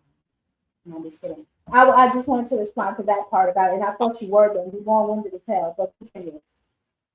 Ah, but I was just gonna say, Cut it but up, baby. to all those points, I mean, what we see that the big three, the PBC, the Golden Boy, and the Top Rank, they're in obvious decline. You got Keyshawn and Jermaine Based on Ortiz what? fighting on other networks, on other people's cards. You just had Abdullah fighting for Ring Magazine, Turkey. You got PBC, they get made, if they lucky, they get 8 cards a year. Then now you got Golden Boy, they out on the streets. And they about to lose. They only Golden Goose. Cause from what I've heard, Zerto doesn't have a deal with them anymore. So these three powers are in obvious decline. Eddie Hearn, who used to spit on Dana White's name about 2 years ago. Now he talks about Dana White like he's inevitable. He literally says in every interview, "What am I gonna do? He's Donald Trump's best friend. What am I gonna do? I can't fight this." That's He just him. says That's it just him reading the room, openly and though. out loud. He said it with Sean Zattel. But just That's just listen. him reading the Well, room. all I'm saying is, Jab Queen. I think the interesting things are gonna happen in 2026, and by Yeah, this I time can next agree with year, I that. think Zuffa boxing is going to be a serious power in the sport. I don't think so, but okay. And the We reason could I put a don't friendly think so is 50 on it. because We could put a you friendly 50 see, on it. what are you broke? Stay running around here betting people. Sit down. Nah, Shelton Moore owe me $100. Oh I my take goodness. friendly 50s. Oh my Yeah. goodness. Okay, well, look, you deal with Mr. Mobile. You deal with Shelton over He did. there. And he got off. That's a damn shame, Mr. Shelton. That is nasty work. You guys in market down, he was good for you. I That's love Shelton Moore to death. That's disgusting. But to your point, the reason I say I don't think so is because what their pay structure is. These boys already look at Virgil. He wants $7 million just to fight Jerron Boots. And if you think any of these bigger names are gonna go over there, no. So they're gonna have to take low hanging fruit. And unfortunately for them, low hanging fruit will not pull many eyes. We already having trouble selling these tickets for the Tio versus Shakur fight. And these are two names. So I don't think that they're going to be as progressive. Now, maybe in the next 5 years, maybe we'll see. But I'll tell you right now, if some of these boxers that go over there and they're not happy with the money that they're getting over there or happy with how many times they have to fight over there, trust and believe me, they are going to be outcries, and that's going to be a warning to any other boxer who thinks they can go tiptoe over there and get a turkey check. So I'm not really that pressed or worried about them at all. But I understand your But I point. think what's gonna happen, Jab Queen, I think the Saudis are gonna do what they always do with every other industry. Motherfucker, I hit the wrong They're button. gonna You buy know these. goddamn well you ain't never sent me your information. And you got my That's number. fact. That's fact. That's facts. That's factual. I said it to you. My bad. My bad. But no, what I was just God gonna damn it. say, I think the Saudis gonna come in and they're gonna do what they do in every other industry. They're gonna try to buy everybody out. That's what they did with Live Golf. That's what they tried to do with Live Golf, and Yeah, it try. worked for the most part. They bought out about half of the PGA Tour's top names. They did the same thing just the other day in the gaming and art industry EA with Sports and EA EA Sports. Sports. I dropped a What video they about that as well. exactly Now, Exactly. And right now, from what I hear, they're involved in this bidding war between with Netflix and Paramount Plus no, to they're not. They buy out lost it. Warner Bros. They So lost it. this is what they do in every I single understand. industry, They Jab Queen. lost I that. think they're They gonna lost it. They lost that. No, it's not. It's not all. Nothing is lost. They still right now, Paramount. What's happening is the executives at Warner Bros. Don't want the Paramount Plus bid, but they have a fiduciary duty to make as much money for their investors as they can. Netflix is coming forward with an $80 billion deal, but Paramount Plus is coming forward with a $108 billion deal. The problem that the executives are having is that a lot of it is just based on Saudi guarantees with the Paramount Plus bid. So that it's a lot of sticking points, and that stuff is gonna go on for years. But all I'm saying is, I think the Saudis. I mean, this is what they do. I don't see why they wouldn't come over here and buy out all these promotional companies. Well, Like, you why have to be wouldn't willing they? to sell. You have to be willing to sell in order for somebody to buy. I don't think PBC is selling. I don't think Golden Boy is going to I sell. think And I Golden Boy's know, well, selling. they own most of his own already anyway. I think But I PBC don't said, think cause you gotta remember, Jazz Queen. Al Heyman came Top Rank from the ain't music sell. industry. Top Rank ain't sell. Nah, but Bob ain't gonna be in the game. Bob ain't gonna be alive too much longer. His Bob is son-in-law leaving is his gonna company sell. to his son-in-law. You think so? Exactly. His son-in-law is gonna sell. No, I don't know about that. That's what happened. That's literally what happens, Jab Queen. The family afterwards always sells. I don't know. We'll have to wait I'm and not see. even I would talking about hope not. boxing. I'm not talking about boxing promote. I'm No, just I know talking you're talking about in about in life in general. I know general. what you're talking about in general. I know what you're talking about, Marky Dan. And typically you are right, but I just hope that they wouldn't do something like that. I mean, he already stole that company, in his younger years. I would hope they don't sell it. You know what I'm saying? But who knows, right? Who knows? But thank you so much for One of the stopping by, only Marky Dan. hopes I got for the boxers, though, Jab Queen, is that the UFC, they got this antitrust lawsuit right now that's I aimed know. at reforming the industry as a whole. It's probably gonna get Didn't settled, Dana White which is office a just good get thing. didn't Dana White office just get raided by the FBI or some shit? No. Dana White called the FBI No, because one of she his got raided fighters. too. No, he didn't get raided by the FBI. No. No, I think you're wrong about that. I haven't heard that. Let me say that. I haven't heard that. But I'm hoping that antitrust lawsuit it applies to all fighters that will be under the TKO Holding Group's banner. So maybe it might extend to boxers when it comes to fair treatment and equitable pay. But it's a wish and a fifth. Well, thank you so much, baby, for stopping by. I appreciate you once again. I love you to death, All Jab right, Queen. I Jared. ain't talked to you in a minute. I Thank wanted to you. talk to you for the new Okay, year. man. I love you to death. All right. Have a good night, baby. All right. Talk to y'all later. Final Take it thoughts, easy. Mr. Shelton. Oh, Mr. Shelton leaving? All right, then. Take it easy, Marky Dan. Good job. Well, if y'all are just getting here, so sorry the show is coming to a close. Please go back and watch my interview earlier that I did with Tierra Skinner. My baby girl is making her debut on the 23rd. So we're going to show up and show out. We support her if you are in the Virginia area. Make sure you get on down to the Virginia Raceways and watch her fight. If not, I do believe she said it may be airing on the Zone. But I'm going to text her when I get over here so I have all that information for y'all and I will post it on the community page. We want to definitely make sure we give her a look and see what is going on. But, rest assured she is going to be just fine, baby, because she has Coach Calvin and Coach Kenny in her corner. So we already know with those two men in her corner, there is no way she can lose. But y'all stop posting that crap in my security. Oh, you're welcome, Mr. West. And next week we're going to be very busy with interviews because we have that Pro Box card coming up. I'm going to try and get some of those boys and girls over here to sit with us so we can get to know them as well. Next to Jab is definitely going to be ramping up this year, guys. That is my pet, my baby, and I want to see it grow. So the point of that next to Jab is to find out who's coming up next, to see who we need to keep our eye on to be the next star and face of boxing. But y'all have been amazing. I appreciate y'all for coming out tonight. Love y'all much. And until next time, baby, y'all know what to do. Catch your mother on a panel. I am gone.